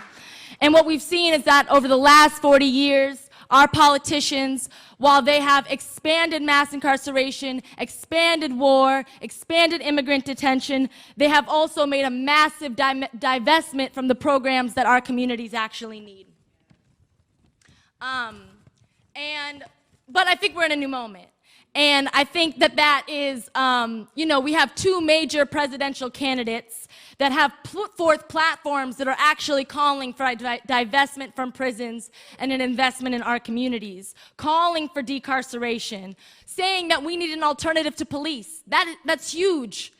Saying that we need to end money bail. You know, Sanders called for, after the prison strikes by people inside prisons protesting, he called for a right to vote for people inside prisons. And while we can give it up for Elizabeth Warren and Bernie Sanders, that is because of us. That is because of organizing. Yes. And we need to pour millions, we need more and more people into our movement to actually make those things real. And it's exciting because it's a far cry from Biden with the Iowa results, Biden being in 4th place. That's because people don't want the middle anymore. People see right through Democrats who are saying that they're for working class people, but are pushing mass incarceration, are pushing war, are pushing policies against the working class. So really excited to be a part of this conversation. Also just encourage people to be looking down ballot this year. In Florida, all of our prosecutors are up for re-election. Prosecutors, while the president is very powerful, prosecutors are some of the most powerful politicians, and people don't even know they're elected. They make all sorts of decisions about who ends up in prison and for what. And so we have a huge opportunity in Florida. We're going to try to push all of them on a platform to actually decarcerate and get our communities what they need. Thank you. Give it up. Thank you, Rachel. We also want to thank everybody who's watching on the live stream, Democracy Now!, Now This. Thank you for watching. Thank you for staying. We appreciate you sticking around. I know it's millions of y'all out there. Thank you. Hey, y'all. Is this on? Cute. Okay, I just had like 2 paragraphs. You have like, I love Rachel. Okay. So I'm Carissa. My pronouns are she and her. I'm with the Movement for Black Lives. Gang, gang. Gang, gang. Shout out to all of our folks in the Movement for Black Lives who are also having watch parties. We see y'all, Freedom Inc. So the Movement for Black Lives is an ecosystem made up of 150 Black led organizations across the country. We believe that we are following the legacy of the Black radical tradition. Octavia Butler says, there's nothing new under the sun, but there are new suns, and so we consider ourselves a new sun. The work that we're up to is about supporting movements and being a Black-led movement that is ready to fight for liberation in our lifetime. And we know that in order to do that, we need the Black movements, we need labor movements, we need student movements to really come together to articulate a future. We're currently living inside of a long-term strategy on the right. And for many reasons, we often move in response. And so both the Rising Majority and the Movement for Black Lives are really invested in both committing to and articulating and actualizing a long-term strategy to get us free. Did I say my pronouns are she and her? Yes. Great. I love me some her. Hello, is this on? Okay, I couldn't tell. Okay, I see the issue. Hi, I'm Aja Taylor. My pronouns are also she and her, and I organize right here in DC. Gang, gang. I'm really excited to be on this panel as a person who lives here, grew up here, and organizes here, has the privilege to organize poor and working class people for the right to stay in the city that poor and working class people have built. I am an organizer at Bread for the City. I am a member of the Working Families Party. I am a Black woman, a follower of a Black radical Christ. There's like many pieces of me that I bring to the work. My primary work is organizing against the mass displacement plan that is public housing redevelopment in this city.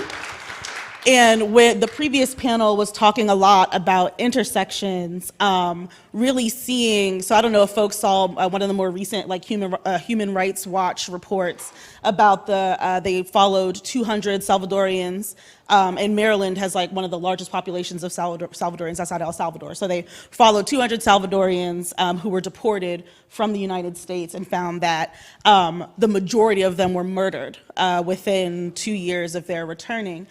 And that is horrific. And for me, when I read that, I immediately saw the connections between the Housing Authority, DC Housing Authority, who is displacing families from Upper Northwest, moving them against their will, without asking them, without any alternatives, to totally different neighborhoods where there are rivalries, where there's an increase in the murder rate. And then you have an administration, you have a city council who then says, well, this must mean we must fund more police. And as you can see, if you were wanded by the 1, 2, or 3 different police departments just here today, DC is the city that has the highest rate of police per capita. So we have like 33, we have 33 different police departments that operate in the District of Columbia, and it's what, like 5 square miles, right? And so when you think about that, DC is a place where lots of things, we are the guinea pigs. So when they were experimenting with school vouchers, that was when I was a kid. And so now there's this big debate about charters and vouchers, but I remember that from when I was a baby, and when my mother was an educator and was talking about the dangers of that to public schools and to the public school system. The same with public housing. So there are public housing directors who are calling the public housing director in DC, Tyrone Garrett, shame on you, but who call on him because they go, what a beautiful plan. What a beautiful plan to displace 2,000 families and then the remaining 6,000 families. We want to know how we can do it like that. Because you had better PR than San Francisco had, than Atlanta had. People seem to think it's going well here. How can we make people think that? And so making the connections for us is critical, and building solidarity with people going through this in Richmond. NYCHA is doing the same thing, right? It's happening in jurisdictions, in public housing jurisdictions all across the country, and displacement and forced migration is happening all over the world, from South Africa to Honduras, all across the world, all across the diaspora, and it is our responsibility as Black and brown people, as people who are oppressed, as people who live in the margins, to always make those connections and always continue to understand that until all of us are free, that none of us are free.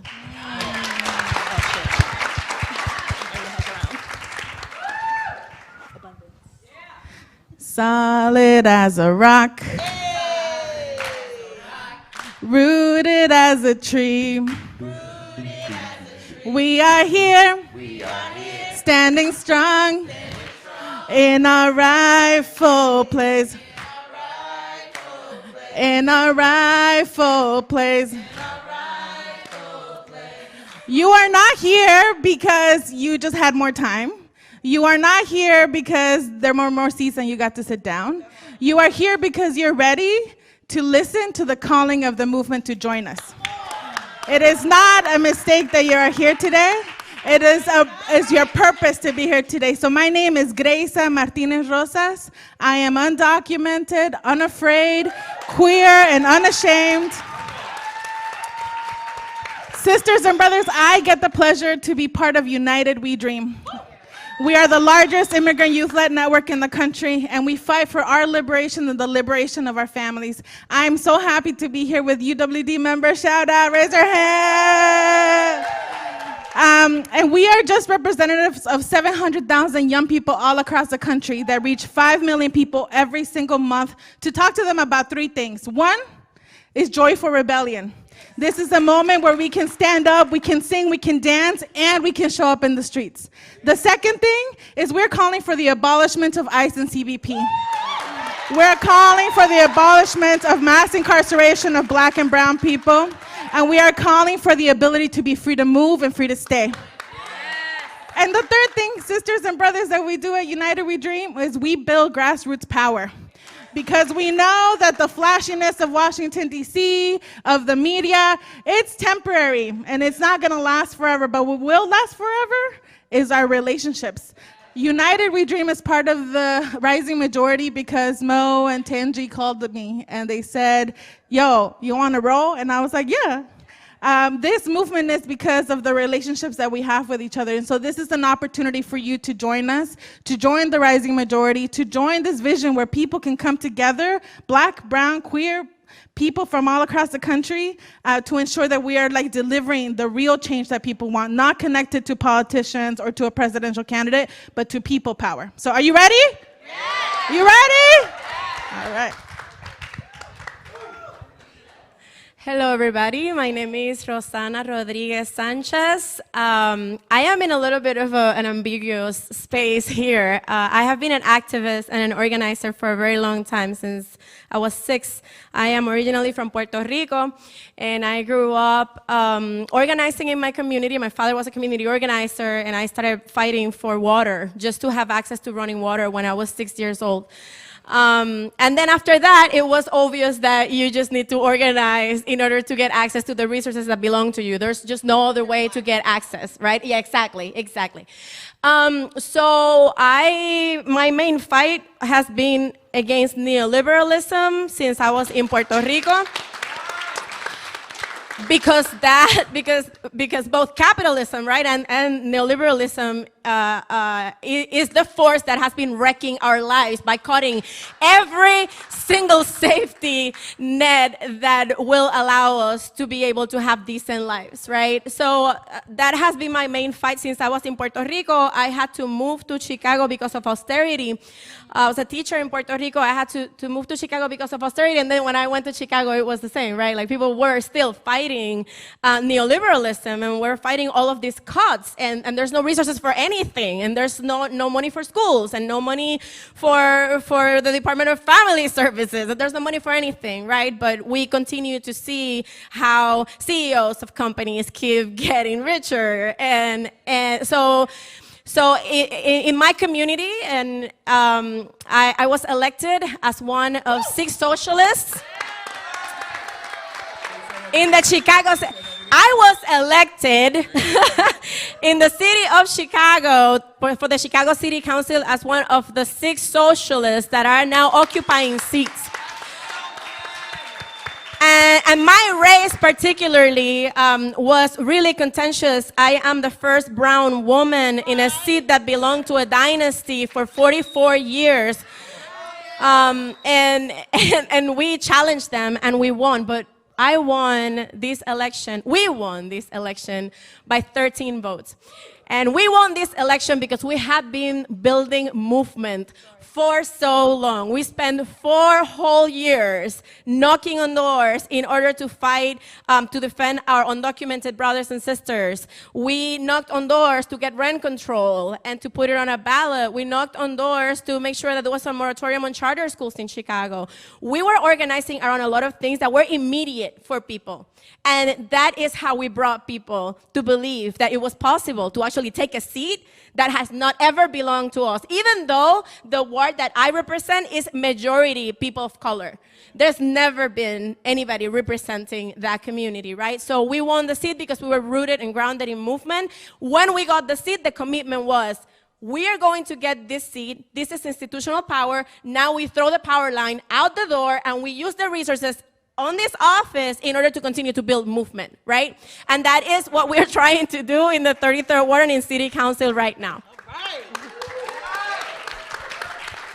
It's a good time. I got the preacher voice, y'all. How y'all doing today? Yeah, I won't cup the mic. All right, so Richard Wallace with Equity and Transformation, and EAT. And I'm glad that I kind of went after you, because we come from a city that has strong unions, progressive elected officials, universities that invest in research, et cetera, et cetera.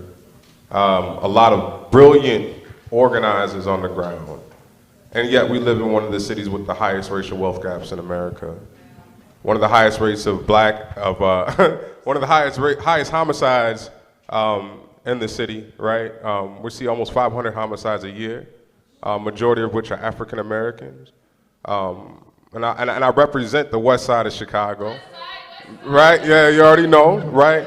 Well, we got areas like West Garfield Park and Austin where you have over 80% of young African American males aged 17 to 24 are unemployed, right? So what does that actually mean? Unemployment is what Equity and Transformation also organizes around. Let me get to that, right? EAT organizes, and shout out to the team at home that's hosting. Shout out to y'all for holding it down. It's Glenn, Nicole, Lonzo, because without them I couldn't be here.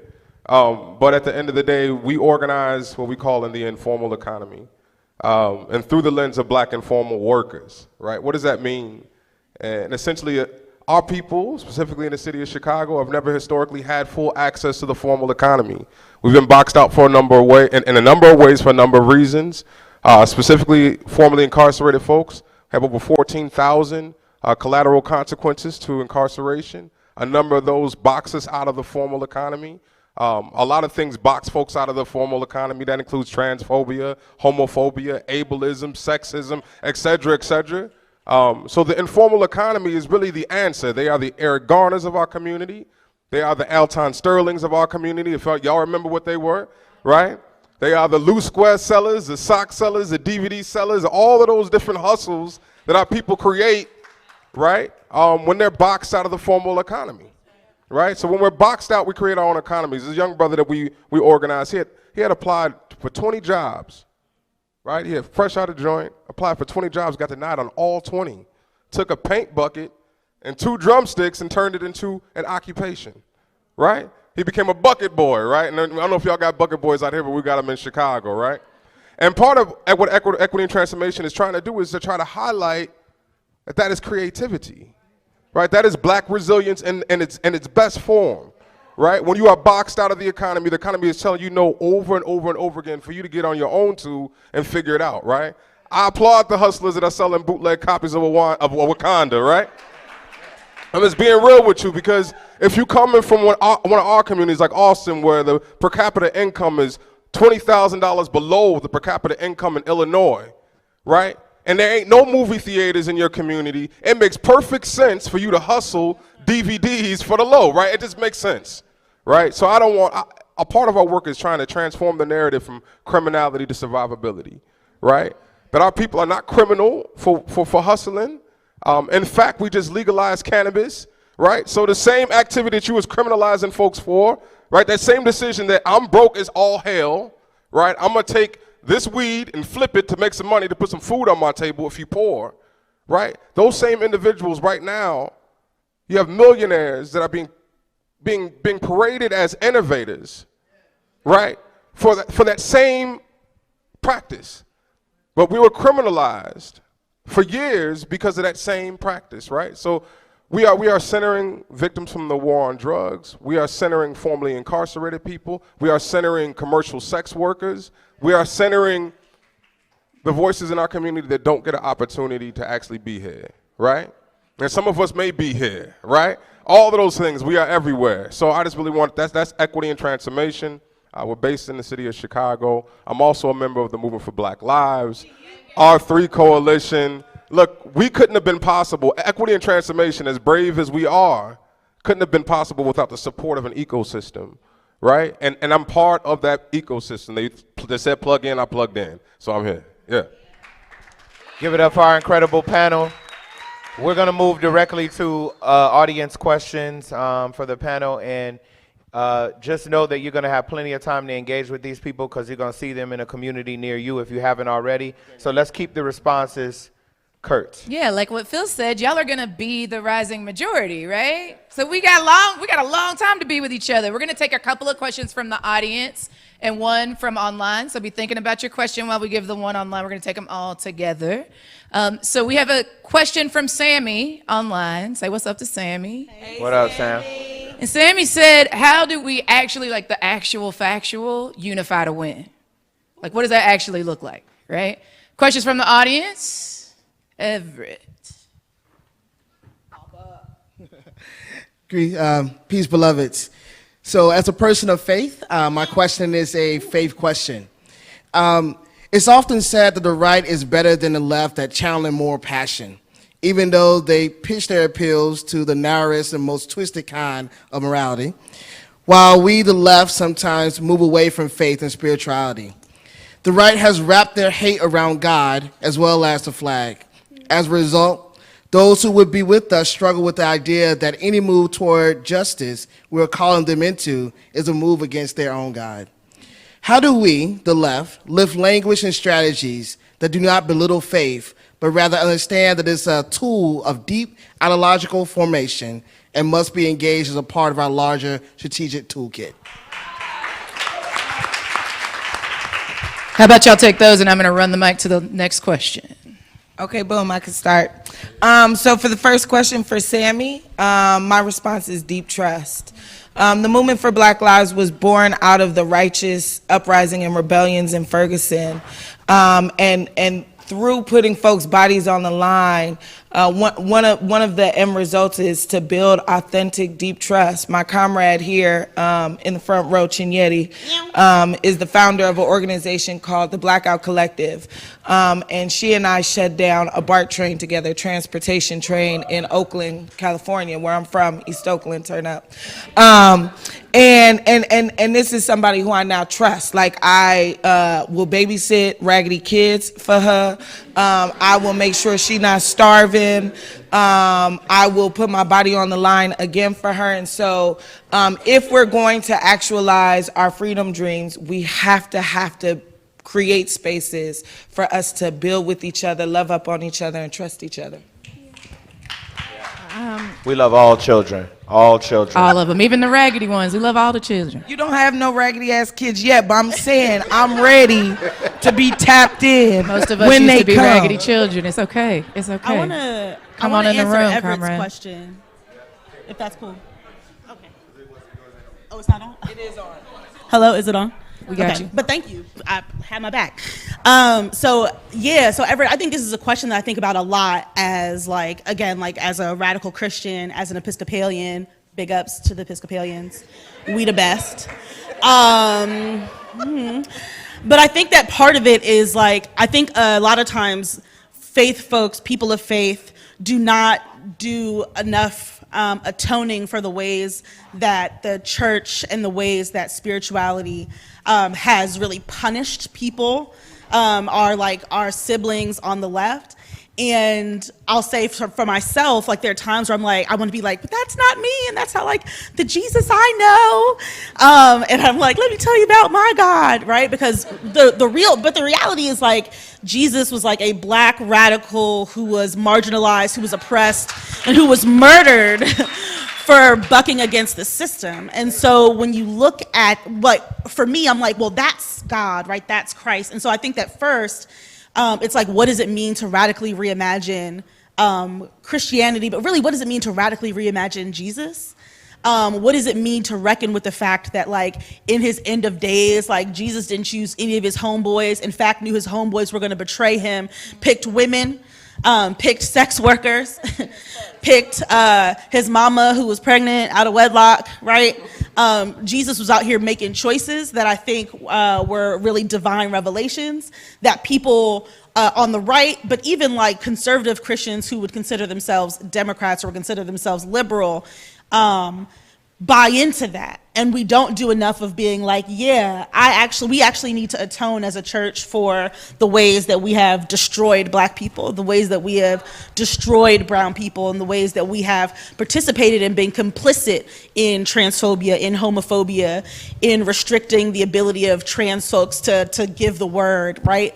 And all these other things. And so I think that the only way forward, the only way to, and it's not about converting people, because whatever, if you believe or if you don't believe, again, I'm Episcopalian, so I'm I'm gonna see y'all all, it don't matter. But it's really about how can I come back into right relationship with people who I know my faith tradition destroyed, and really seeking to move from that place. I'll add, I want to speak to both of the questions. The first one is, who's ever been in a movement space where you're oh man, I really love these people. This is so dope. I'm so happy I'm here. Raise your hand. Okay. So I have been too. And I think that for me, movement building and organizing is a spiritual tradition. The ability to be able to share a one-on-one with someone, to go to someone's home and have them invite you in for a cup of coffee, for you to imagine together what a new vision would look like that people think you're crazy to think about, that is real spiritual, faithful work. And so, yes, I was born into a Southern Baptist home in Texas. Whoop, whoop. And I understand that language, but I reject the notion that that's the only way that my spirituality can show up. And that is also speaks to like how we can really for real build a unified coalition and building, which is to say that people say like my liberation is tied to yours, Phil, and like I'm gonna roll with you. But the discipline that it takes to be able to not allow for politicians, even the well-intentioned ones, to say, I love the immigrants this much, and yeah, I'm gonna show up to your thing, and then I love the like criminal justice this much, but you're separate people, and like I'm gonna make different commitments to you. That's bullshit. Because the discipline that it will take for us to be able to build a coordinated and aligned agenda and demand that together is what we're doing here at the Rising Majority, is what we're doing at United We Dream, and we're ready to be able to do that. Yeah. Ashley? Can I add? I'm not gonna be long, but I agree deeply with what you just said, and I do think that solidarity is the highest form of love, right? And I come from a community that is very multi-faith, so love is that thing that we all have in common, right? And where we ground our struggle. So for both thinking about solidarity as a spiritual practice and as the strategy, as showing up for one another, I think that you can answer both questions, right? But I wanted to give an example of how in practice I have seen that in my community. We have a mutual aid sort of organization called Albany Park Defense Network, and we do work around immigrant rights. And every time that there is somebody that is at risk of deportation, we direct them to come, and we have legal aid. But the most important part of it is that when you show up, there's people that are going to go to court with you, and this is people that don't know you, and we're going to promote that, and people are going to come, and they don't know who you are, but they're going to show up in court for you, because that's how it works. And then, when your process is done, and if you get to stay, you do that for other people. And that's how we have built a movement around immigrant rights in our community. So that's strategy, and that is solidarity, and that is love, right? So we're doing all of that at the same time. Was organizing in Chicago. We have one last question from the audience. Yeah, thank you. I just want to say thank you for all you've said today. A lot of it resonates with me. I too was organizing in Chicago, and I am really curious about how, and I know you all are super dope organizers and have been doing it for a long time. Some of you have also built traditional organizations for organizing, and some of you are organizing in sort of like non-traditional spaces or just organizing homes. So just simply, I would like you to talk about like what are the organizing cultures that you are like promoting in your spaces. So especially if you have a traditional organizing space, like organizational space, how are you not replicating systems of oppression? Yeah. Okay, sorry. Thank you. This is Rich again with EAT. So EAT is led. I wanted to see, so I think EAT was an activity for us in Chicago as well, is that oftentimes like formerly incarcerated people like myself, we are the voice of movements. Like a lot of times nonprofits and the nonprofit industrial complex would hunt us down in our communities to be like, be the voice in the face of this campaign. Come share your trauma, cry on camera, pass this policy that never trickles down to your people, right? So I was like, and I'm tired of y'all using me to be a fisher in my community to go get these, like what would it look like if we built an organization from the ground up that was led by formerly incarcerated people? That's everybody, right? And they all had some form of participation or activity that was engaged in the informal economy at some point, some time, right? How do we begin to develop our folks in our community to become comms developers, right? Our comms directors, program directors, lead organizers, et cetera, et cetera. We have to invest in them. And I think one point I wanted to make earlier is that about equity and transformation is that we cannot concede the streets, what we call the gang culture, et cetera, to capitalism and or the right. Right? The assumption that that is something that we can logically do when we have groups that I ain't gonna say no names, that are intentionally posting up in our communities, fully funded by the right, organizing our people away from the left, right? So equity and transformation is also about we are competing for the hearts and minds of our people in Chicago, and I think that the people that are best suited to meet the people in those areas are people from those areas, right? Like you can't tell me nothing about gang culture if you ain't ever been a gang member. Right? So essentially it's about how do we move those people to the left along with us. That's me. All right. Well, please. Were you about to say something? Please put your hands together and get on your feet for this incredible panel. Please, please, please.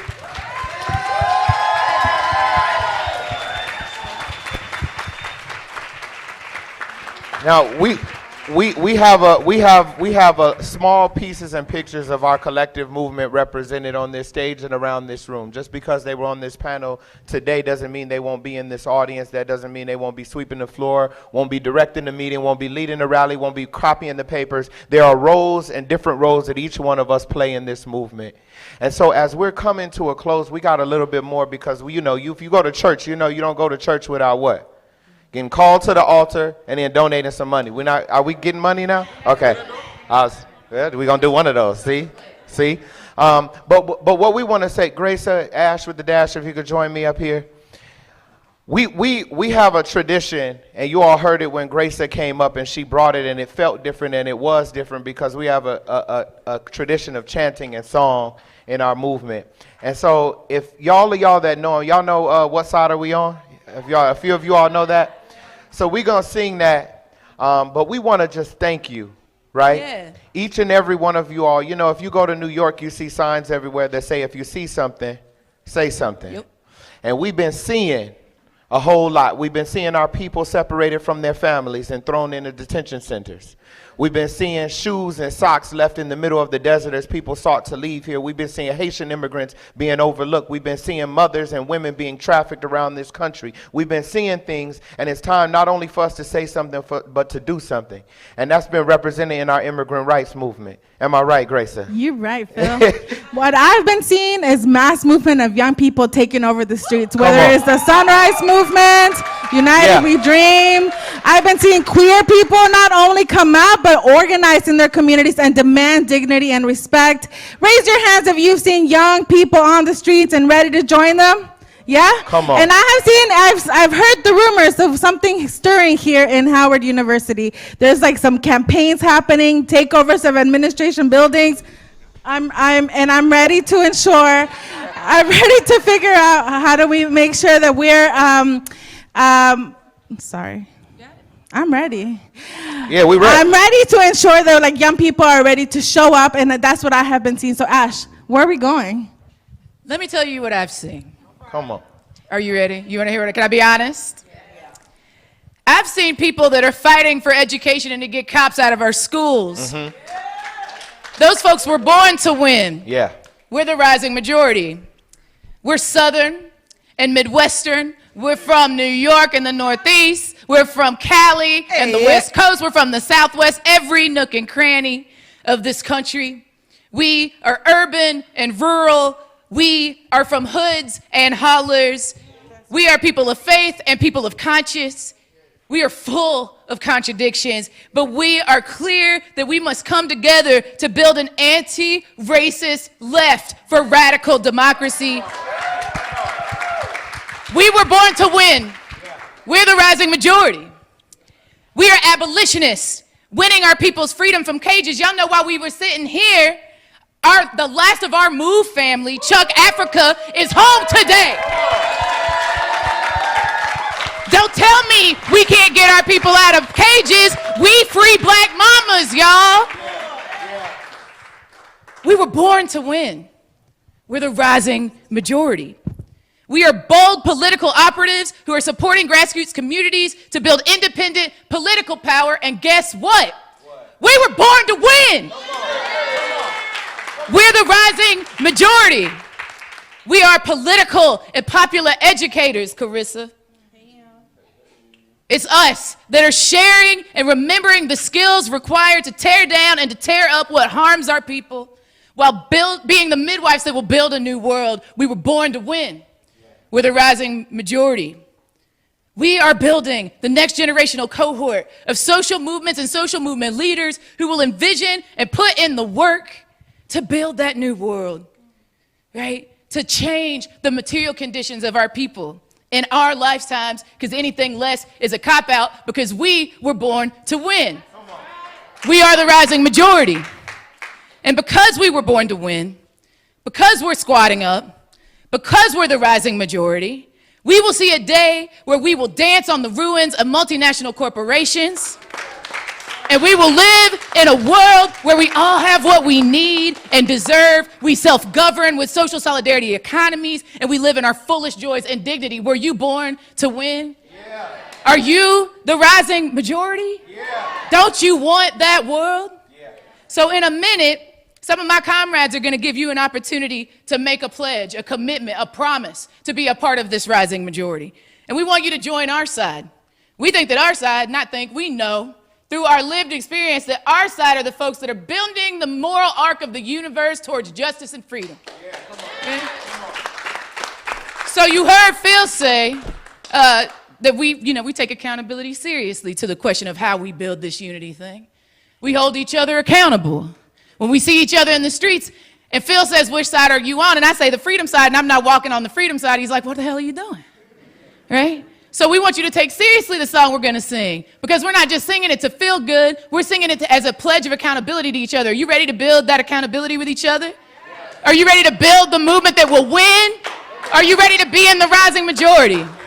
So when we say, which side are you on, my people? Which side are you on? You say, which side are you on, my people? Which side are you on? Now listen, if I was out there and I heard that shit, I would not believe you. So I need you to sing it like you mean it, like you were born to win, like you are a part of the rising majority. Are you ready? Yeah. Nah, bruh, are you ready? Yeah. Which side are you on, my people? Which side are you on? Which side are you on, my people? Which side are you on? Ella Baker was a freedom fighter, and she taught us how to fight. And we gon' fight all day and night until we get it right. Which side are you on, my people? Which side are you on? Which side are you on, my people? Which side are you on? Chuck Africa's a freedom fighter, and he taught us how to fight. And we gon' fight all day and night until we get it right. Which side are you on, my people? Which side are you on? Which side are you on, my people? Which side are you on? The rising majority, some freedom fighters, and they teaching us how to fight. And we gon' fight all day and night until we get it right. Which side are you on, my people? Which side are you on? Which side are you on, my people? Which side are you on? Which side are you on, my people? Which side are you on? Which side are you on, my people? Which side are you on? Let's get free, good people. Keep it going for Ash and Phil and all these wonderful activists on the stage. As we close out, we remind you to visit therisingmajority.com and take our pledge and squad up. It's very simple, and you just made that claim of accountability, so we're looking for you. Before I get off the stage, just want to make sure that we thank all of the people that made this happen. In the organizing tradition, there's a stage, right? And then oftentimes, there's a lot of people who do way more work than the people that were on the stage, and they may not be seen, but it's not acceptable for them to be invisibilized. So I definitely want to shout out Brianna, Chinyeti, I want to shout out Nikita, and all the folks who worked really, really hard to make this happen, bringing the flights, making sure y'all are able to get inside. Organizing this space is really, really important. We cannot invisibilize labor, especially black women's labor. We want to thank Justin Hanford for making this happen and us being in this space. We want to thank everybody, the thousands and thousands of people across the country who streamed in. We want to thank Democracy Now! And Now This. Folks have been having streaming parties all over the country, including at the Breathing Room on the south side of Chicago. I love you like you were me. And to the rising majority, say squad up. Say squad up. Much love to the people. Peace out.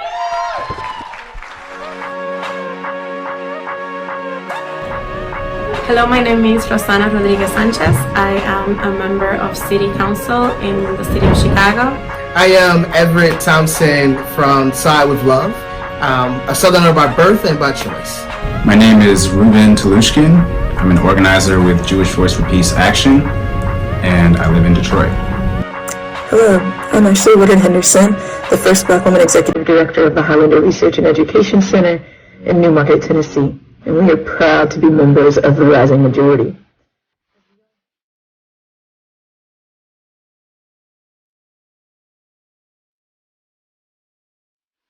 History has proven to us that we will always, we as people of faith, we as people of color, and particularly we as black people, will rise in the midst of anything that comes in our way.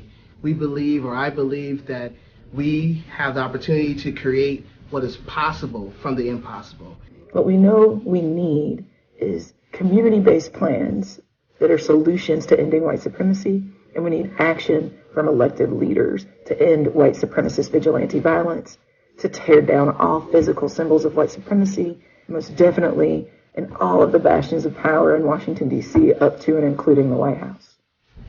I think it's clear to everybody that the stakes have never been higher, and it's time to take bold, decisive action. And for the majority, that means building a mass movement that is unapologetically anti-racist and anti-capitalist.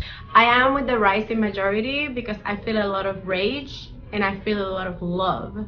I feel a lot of rage at the conditions in which we are living in, and a lot of love for all of us enduring these conditions. And we need to organize the rage and we need to organize the love. I am a part of the Rising Majority because I believe that we can actually create and sustain change, not just for now, but for generations to come.